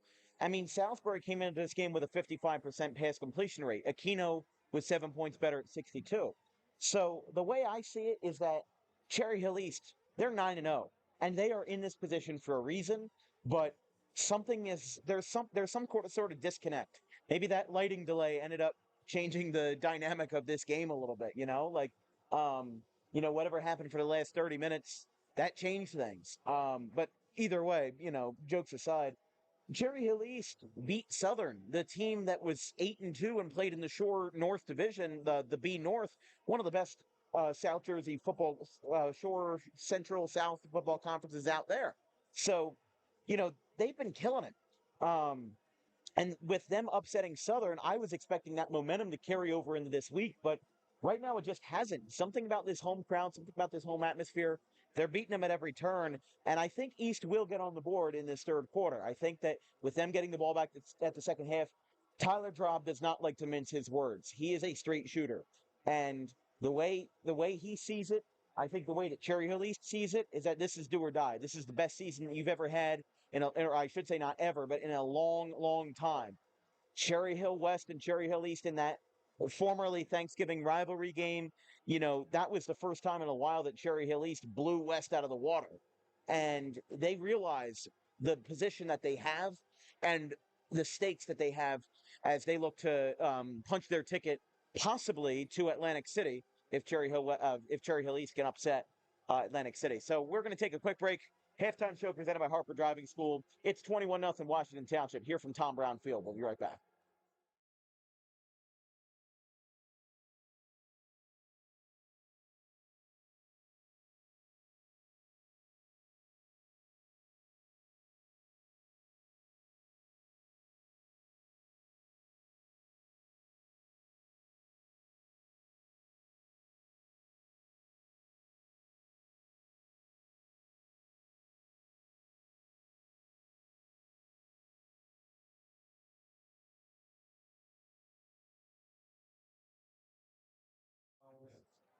Coming to you live from Tom Brown Field, Cherry Hill East clears their huddle and Sheets to kick this one off. He's 3 for 3 on extra points. Today at Davenport, Isaiah Donald playing 3 for East. Donaldson picks this one up inside the 15-yard line. Still on his feet, barreling forward, and gets taken down at the 30. Some out-of-town scoreboard updates. Toms River North leads Kingsway 21-14 in South Group 5. And the running clock is running over in Linwood. It's 34-0 Mainland in the first half. Imagine how good you have to be as a playoff team to set off the running clock. Well, I should say starting the second half, you reach that threshold in the first 2 quarters. I mean, that's incredible. They're kicking Homedale right now. Woodstown leads Pennsville 7-6 with a minute in the first quarter. And PVI leads Immaculata 7-0, 4:48 left in quarter number 1. First snap of the second half for Zach Salisbury and company. Hands it off to Denzel Lee. Denzel Lee on the carry. He'll get a few extra yards. And it's 2nd and 8 after a 2-yard gain. Gallic leads Paulsboro 27-12 at the half. 7 down, 4 to go. And at the half in Central Group 2, Rumson Fairhaven leads Delran 28-14. Point Pleasant Borough leads Manchester Township 14-0 in the first. As it's 21-0 Minutemen. As we begin quarter number 3 from Tom Brown Field. Salisbury in trouble. He'll get wrapped up, but a flag comes in during the sack.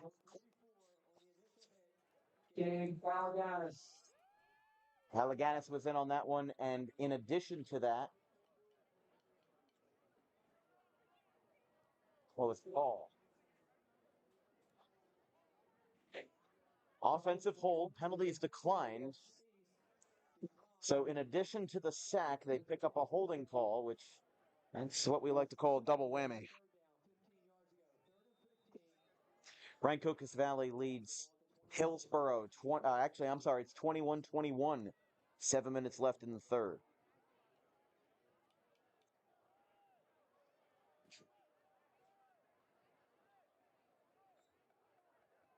As we said, Shawnee leads Middletown North 13-10 at the half. Delsea, the 7 seed, leads Cedar Creek 7-0. They seem like they are the biggest Cinderella story of this season in the playoff bracket. Line drive pass over the middle. It is picked off by a sitting Minuteman. The whistles blow, and we have flags. So let's figure this out, as returning it to the end zone was Deshaun Long.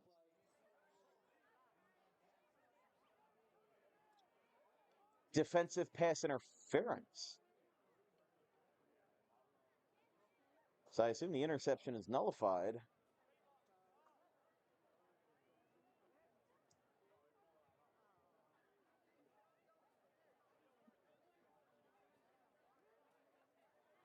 Are they getting some clarification? Remember, defensive pass interference in high school football is a 15-yard penalty automatically, not a spot foul like it is in the NFL. So, yes, the interception is nullified. East remains in possession at their own 42. By the way, entering the third quarter, Atlantic City leads Cherokee 14-3. That's the other game that matters in this bracket in Central Jersey Group 5. If Cherry Hill East pulls off a comeback, they would be on the road at Atlantic City with them being the higher seed.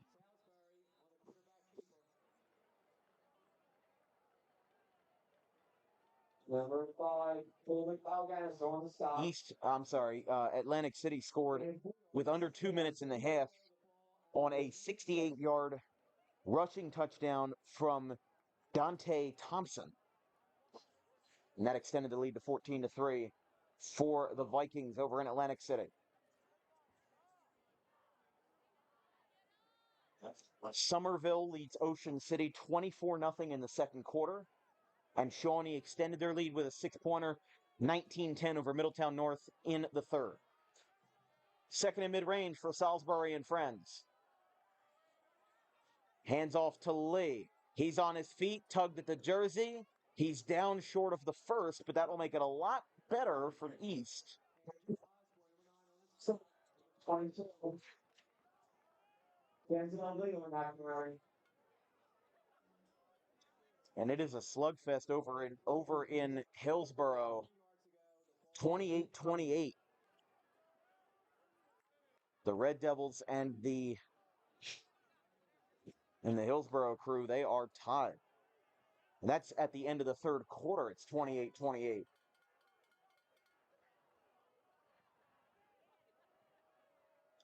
Third and short, 3 yards to go.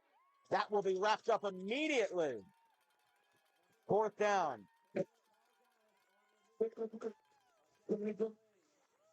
That seemed like that play just couldn't get off in time. The snap seemed a little slow. The transition seemed a little slow. Washington Township read it perfectly.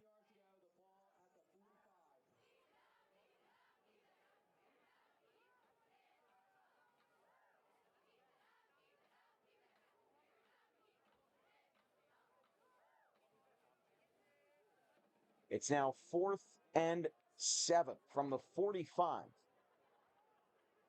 As East will keep the offense on the field with Salisbury. I think in this situation you have to. You've already burned off 4 minutes and 20 seconds in the third quarter. And this is where time starts to be of the essence here. 4th and 7. Salisbury drops back to pass. Lets it fly. This one's a high arc to the right side. Incomplete. Broken up by the secondary for Township. Intended for Ryan Moyer.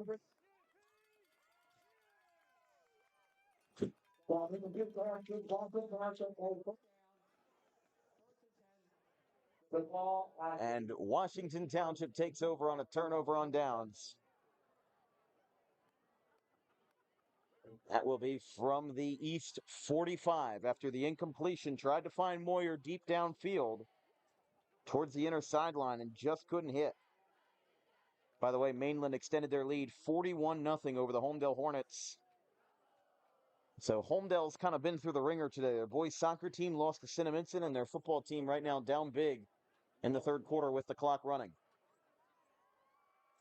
1st and 10. Minutemen have this one from the 45. Across the 50. Everybody's tripped up. Beeler has it. And he will barely be able to scamper back to the line of scrimmage. 2nd down.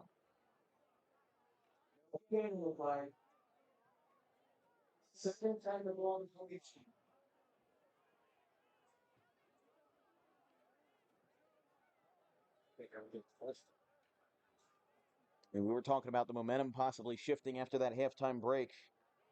At the moment, doesn't seem like Township has lost much of a step. Aquino drops back. Pocket collapses. Ball comes out. East falls on it. Do we have penalty markers? Yeah, we got a penalty marker down, but East fell on top of the fumble. And I think the East player that fell on top of the ball, he's a little slow to get up. East has the football. East has the football. No. A turnover after East turned the ball over themselves. Township returns the favor and will switch sides. Now East across the 50.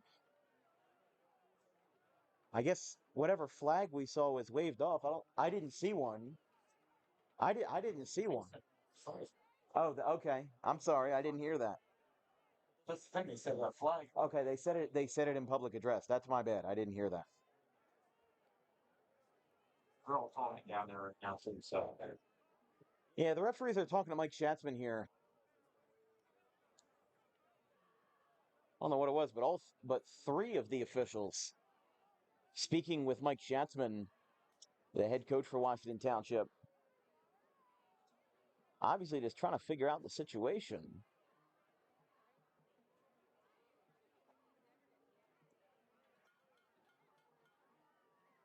So a turnover as a fumble. Not sure who recovered that. It looked like it was number 7, Sean Jameson. At least from what I could see. Here we go, back in action. 6:37 left in the third. and whistles.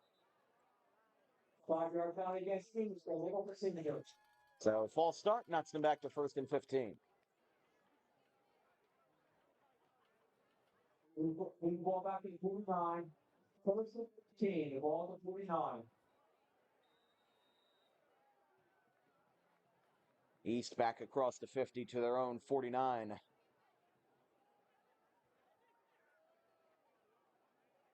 By the way, we had a peak concurrent tonight of 226, making it the highest concurrent viewed football game in the history of Dan Wilkins Broadcasting.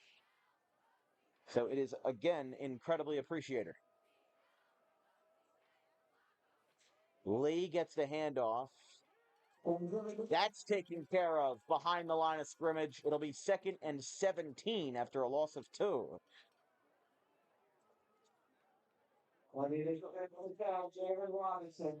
Robinson on the stop, Lee on the carry. What I saw from these guys in the first quarter, there was one play where East ran it out of the Wildcat with a direct snap. And I liked that. I'm surprised they haven't gone back to it since, but honestly, at 2nd and 17 now would not be the best juncture for that. But I'm saying if these guys get a few more yards here, 3rd and short, because if you're Cherry Hill East right now, you are looking to win the surprise factor. Catch Township off guard. They send Donaldson in motion to the right of Salisbury. Salisbury drops back. He will look for his man, and it's incomplete. Intended for Fisher.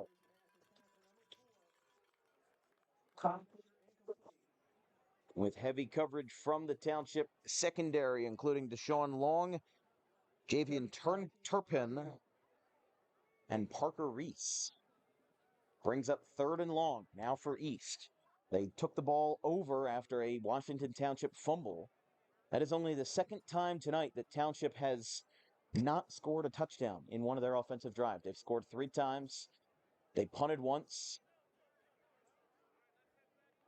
And of course, Salisbury tonight, 2 interceptions of his own. Go ahead.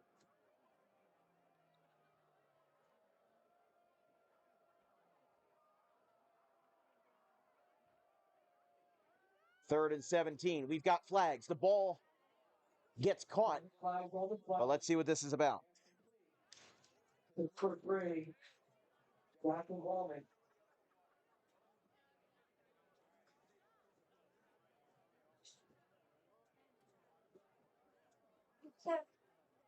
False start on the offense, so all of that will be erased. Washington Township declined the penalty. 4th down.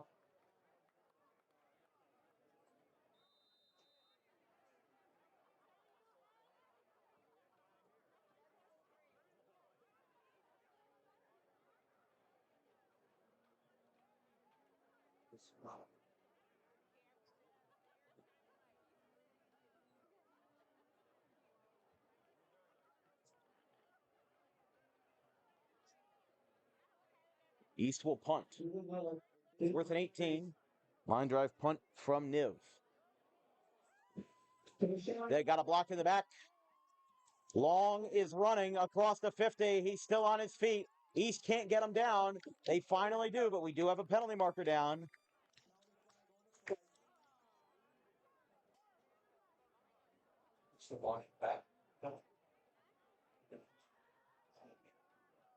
I don't know.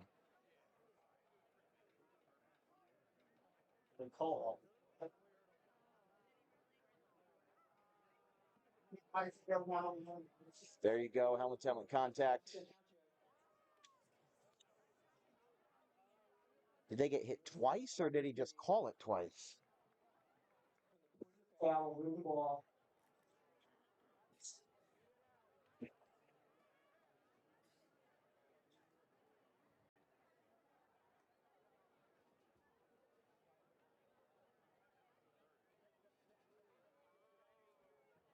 $15-yard penalty, move the ball back to the 25. 1st and 10 Minutemen, the ball at the road 25.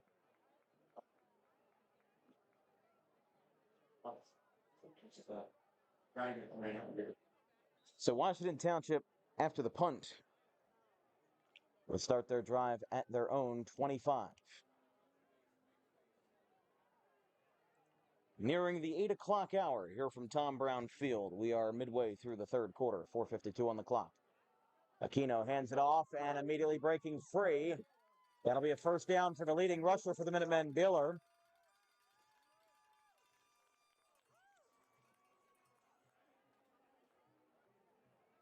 A 15-yard pickup by Biller, return first down, first and 10 by the ball on their own 40. The gain of 15 brings up first down for the Minutemen. Another handoff to Beeler. This time not as successful. He'll get stopped for a gain of 2.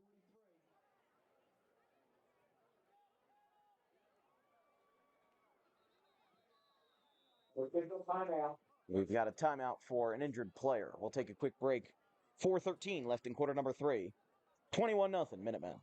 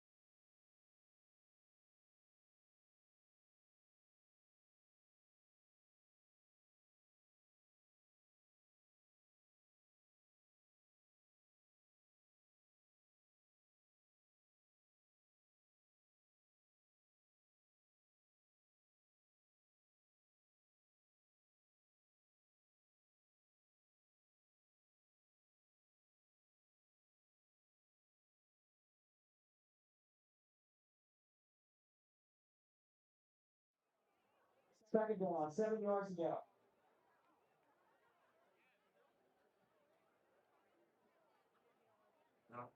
Aquino drops back. Pass is caught. Wrestled to the ground for a first down on the completion to Pratt.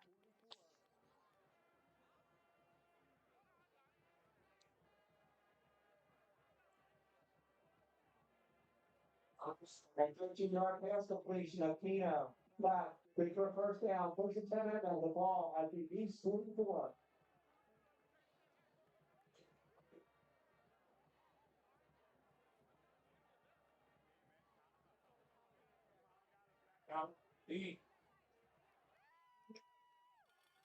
And off to the right side.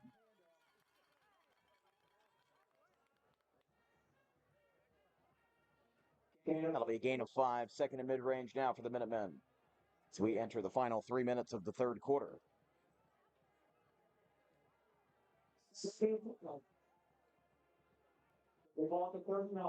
Here in Central Jersey, Group 5 playoffs between two teams that really aren't all that central. Washington Township leads East 21-0. Here late in the third, Aquino lines a pass to the right. It is caught. Diving forward, that'll be another first down as Township continues to move the sticks play after play. And again, just keeping that efficiency up is what Township needs. And this is just kind of a thundering, I wouldn't say a collapse, but it's a change in dynamic for Cherry Hill East, a team that has not been beaten, is facing the most adversity they faced this season. And it's all coming to a head right here. First and 10, they're at the 30. Keno drops back again, fires it deep to the right side. Oh my goodness, what a catch. Deshaun Long, touchdown. He stripped that ball away and brings the house down with it. 28 or 27-0 Washington Township.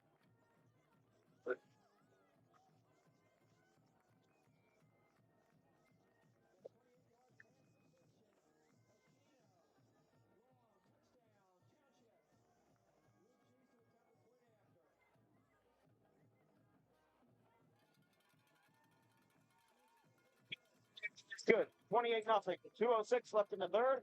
Township is one score away from getting this clock a moving and a rolling.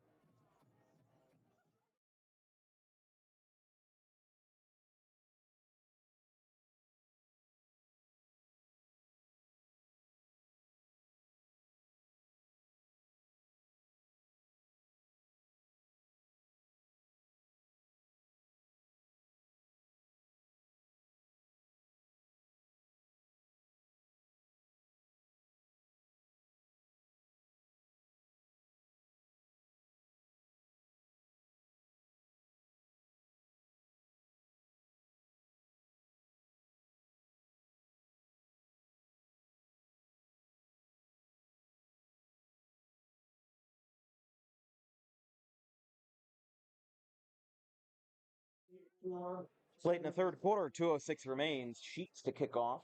Atlantic City scored again versus Cherokee.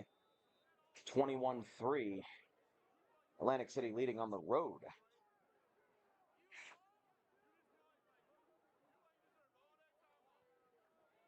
This one's got some good distance to it. It's going to land. We'll see if they keep it in play. He muffs it again. Donaldson in trouble. And they'll finally wrestle him to the ground at the 20-yard line. That's where East will take over. That is not the first time we've seen a kick like that taken in between the 5 and 15-yard line. Returner has trouble hanging onto it, and then the potential return is truncated as a result.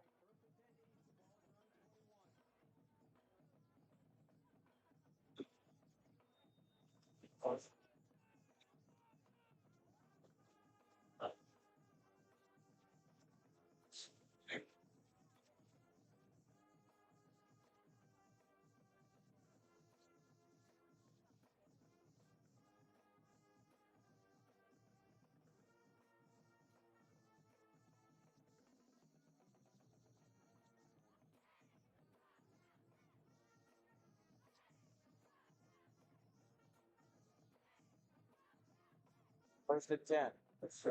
Salisbury jumps off a pass. It's incomplete. Township picked it up, but they whistle it dead. Incomplete pass, 2nd and 10.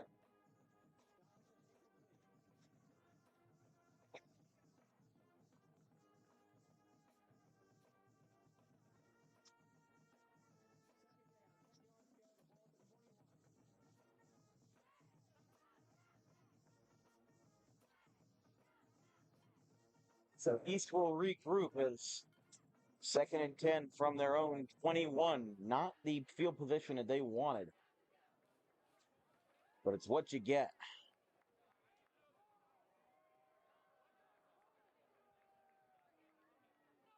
Under 2 minutes now in the third. Salisbury's immediately going to get wrapped up. The QB keeper gets interrupted, and that'll be 3rd and long. On the side, number 44, Kelly Palagianis. You're going to say, if you're Atlantic City and Cherokee playing right now in Atlantic City, you'd be hoping East wins this game, because either way, if Washington Township wins, regardless of who wins Atlantic City and Cherokee, you've got to travel. Number 14.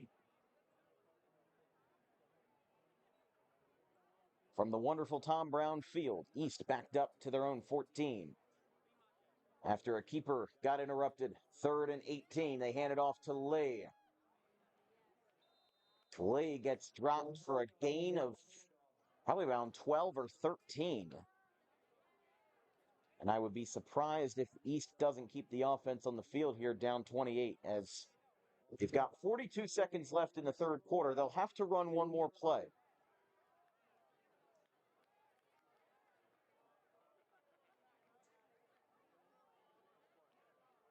And 20, 11-yard kickoff brings out 4th down. 7. 4th and 7. The ball to 23. They will punt.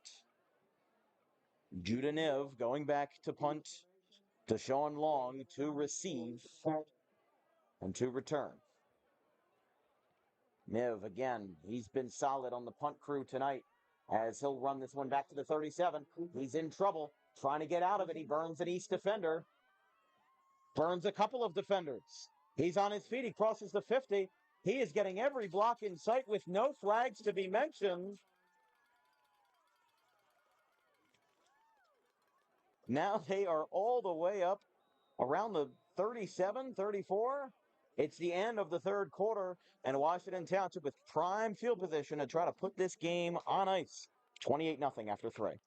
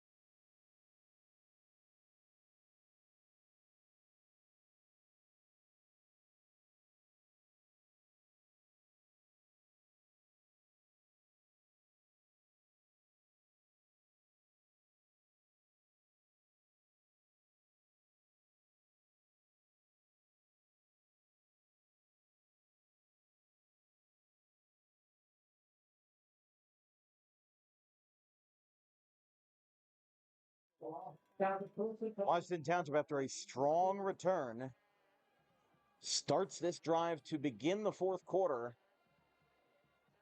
at the 40.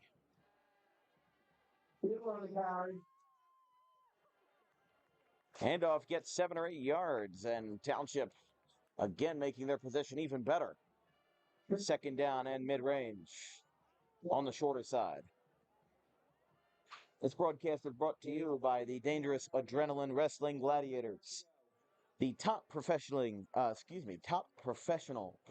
wrestling organization in South Jersey, with high-flying events and powerful action all throughout the state. For more information on ticketing and future events, visit dawgprowrestling.com. Robinson breaks free. He's on the inner sideline, dances into the pylon, dances into the end zone. Touchdown, Washington Township, and the clock may commence from here on out. Jalen Robinson crosses the 34-point threshold with an impressive 34-yard rush, dancing into the sidelines, staying on 2 feet, and staying the course into the end zone to extend the lead for the Minutemen.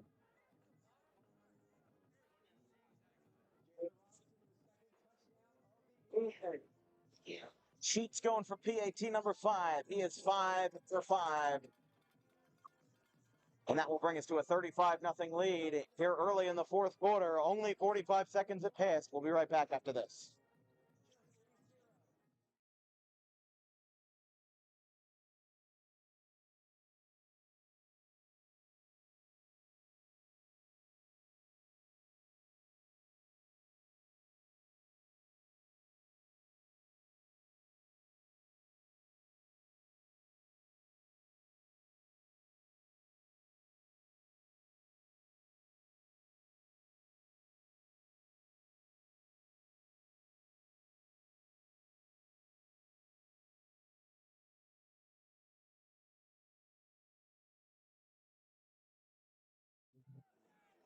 Let's keep you in the loop on the out-of-town scores. Woodstown leads Pennsville 14-6 at the half.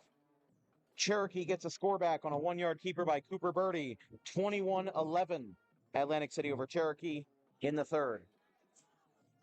Point Pleasant Borough leads Manchester Township 21-7 in the half. And Shalleck, wow, that is a 28-27 lead for Paulsboro. That's incredible. Over on the far sideline, I don't know if that ball went out. There was a lot of movement over there. If it does go out of bounds, East will start at the 35. If not, they'll be around the 27. So East is talking to their guys. It's 35-0.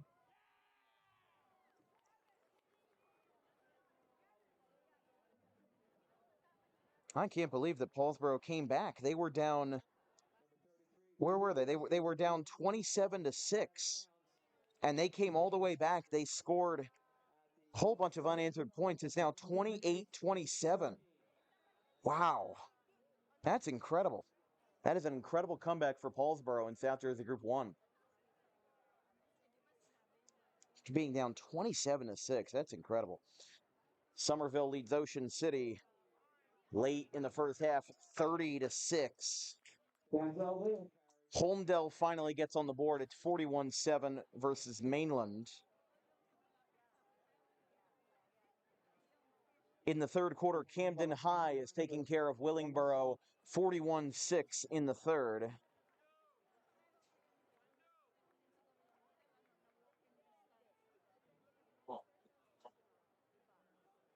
At the beginning of the fourth quarter, it is Toms River North 21, Kingsway 14. In non-public play, Holy Spirit leads Donovan Catholic 31-0 at the end of the third quarter. We'll go back to the action here. It is 2nd and 13. East backed up at their own 14-yard line. Lee is unable to find a gap, gets a couple of yards, though, ahead of the line of scrimmage.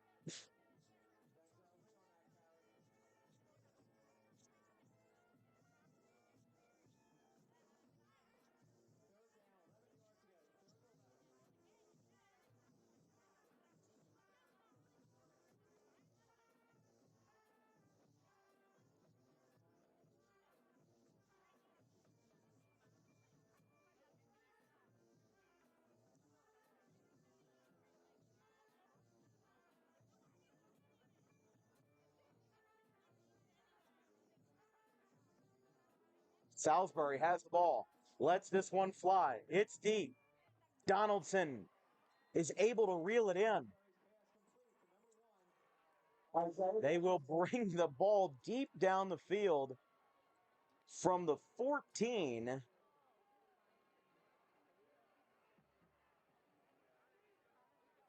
And that's at least a 40-yard gain there for Donaldson.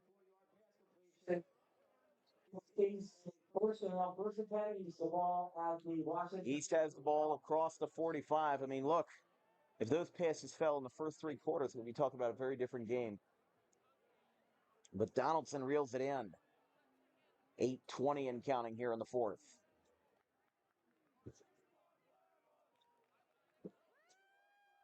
Lee gets tripped up on the inner sideline. Sorry. Ball at the 16, Zach Smith. That was stopped by Township's Zach Smith.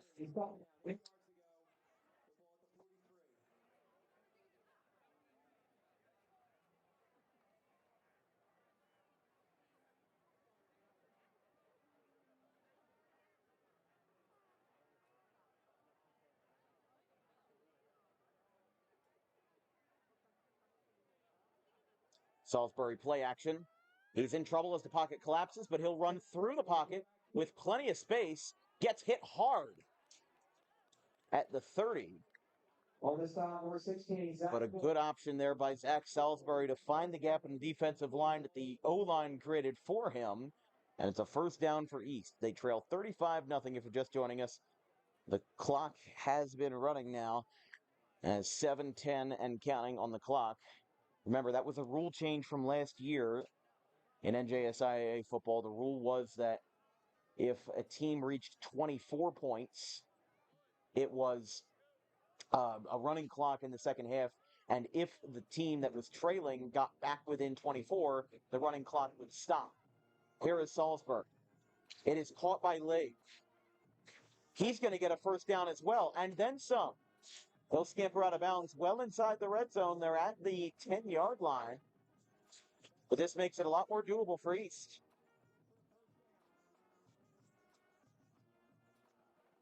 They're going to be at the 14-yard line. The inverse of where they started. And this would be a devastating loss for Cherry Hill East, a team that has gotten so far and has had one of their best seasons in recent memory. I mean, those players, regardless of class, are going to remember that win, that upset over Southern, and what that means to them. You know, a team that a couple of years ago was 0-10 and completed in 2024 an undefeated regular season. Lee has the handoff inside the red zone. A host of Minutemen are there as he dives forward. He's inside the 10 now. They'll need to get to the 4 to drop the sticks entirely. He's a 7-yard line. 7-yard line, about something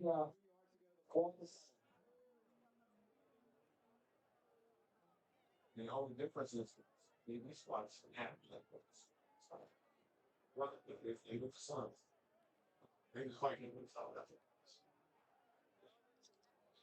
East on the doorstep here. It's 2nd and 3. They're at the 7. Looks like they run this one out of the direct snap. He dives. He's at the 5. Got a couple more yards out of it, and that brings up 3rd down for the Cougars as we enter the final 5 minutes of tonight's contest. So as we were talking about, the new rule change is that when a team gets a 33-point lead, the running clock starts and never stops. And personally, that's something that I disagree with, and if anything, it shouldn't be used in the playoffs. I don't think there's a scenario where we should be using, it's just like in Major League Baseball, the runner on second. They use that in the regular season. They don't use that in the playoffs. I think it's unfair to the teams to use a running clock in the postseason when so many unpredictable things can happen over the span of the 3rd and 4th quarters. And Denzel Lee, touchdown East. They will avoid the shutout.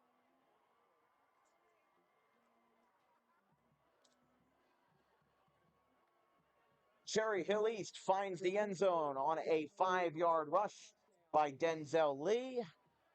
And with 4:23 in the fourth, East will kick their first PAT of the night. Judah Niv.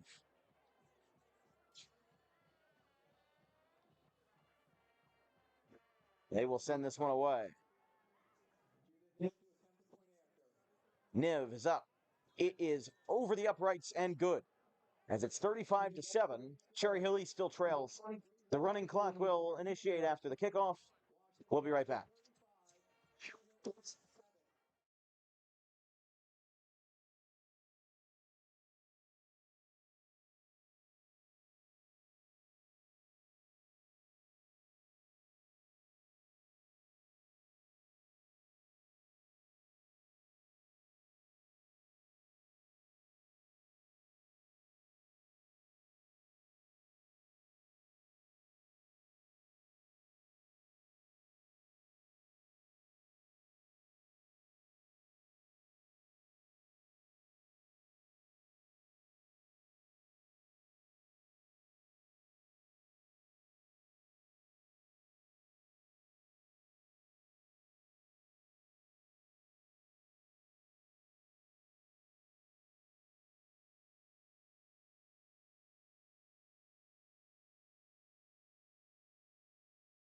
See after point.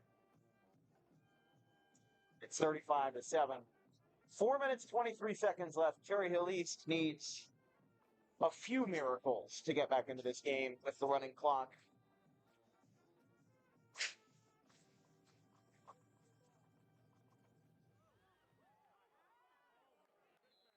Washington Township picked up the onside kick. It was returned by number 71, Dan Moradian. Oh, I completely butchered that. I'm sorry. Moradian. I completely butchered that guy's name. I apologize. 35-7, and for Washington Township, this is a statement win.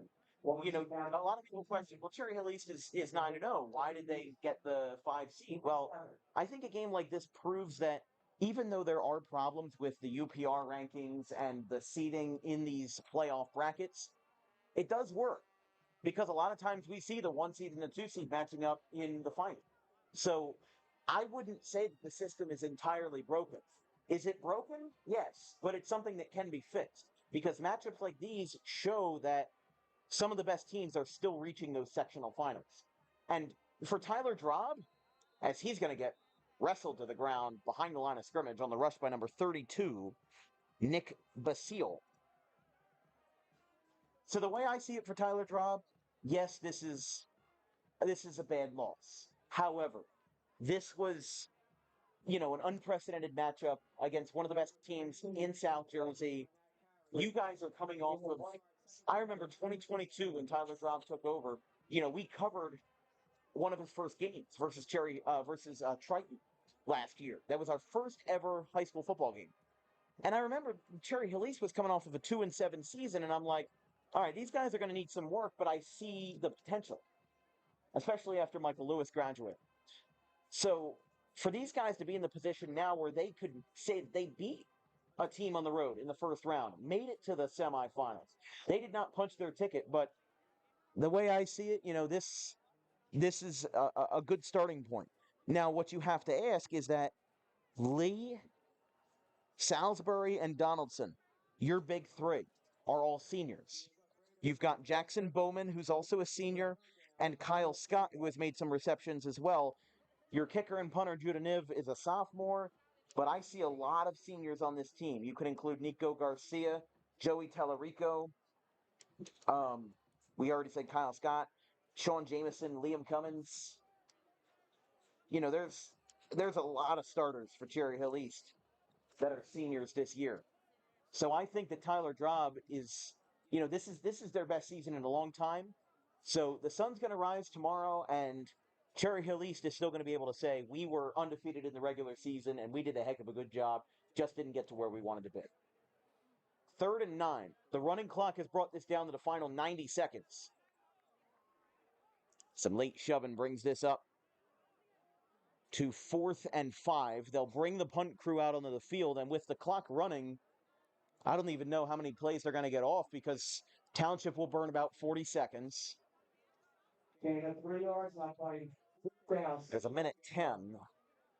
And Washington Township, as we said, we're awaiting the results of Atlantic City and Cherokee, but it's looking like Atlantic City's. Actually, no, they don't have it yet because Atlantic City just their lead has been shrunk to 21-18 with 10 minutes left in the fourth. So they'll find out in about an hour, if not less, whether Washington Township will play Atlantic City or Cherokee at Tom Brown Field on Friday night for the Central Jersey Group 5 sectional final. That one is going to roll all the way to the 10. It's picked up inside the 10. And these guys are going to stop the clock at 26.5. And Washington Township's loving it. Those players will get ready to meet at the 50 after one more play. The fans are starting to dissipate here at Tom Brown Field because they know the Washington Township Minutemen, after two stunning losses, maybe not stunning, but to Millville and Rancocas Valley. That Rancocas Valley loss was stunning, I'll tell you that.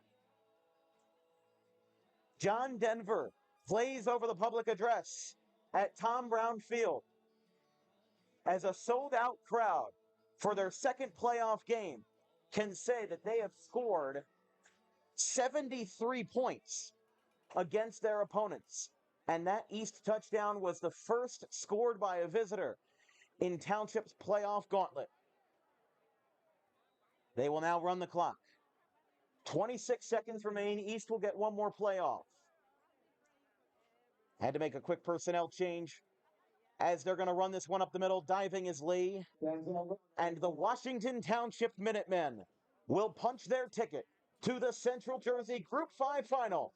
Here from Tom Brown Field, and the home field advantage will remain theirs. They will play either the Vikings or the Chiefs next week. And in less than a half hour, they're going to find out as... Never mind. No, not yet, not yet. East calls a timeout. East called a timeout with 5 seconds left. Yeah, Mike Schatzman, he kind of put his hands up in the air. He was not happy that East called that timeout. The band plays as East will get ready for one more play from their own 22. A low snap to Salisbury. He's tackled. Time expires. And now the Minutemen can celebrate.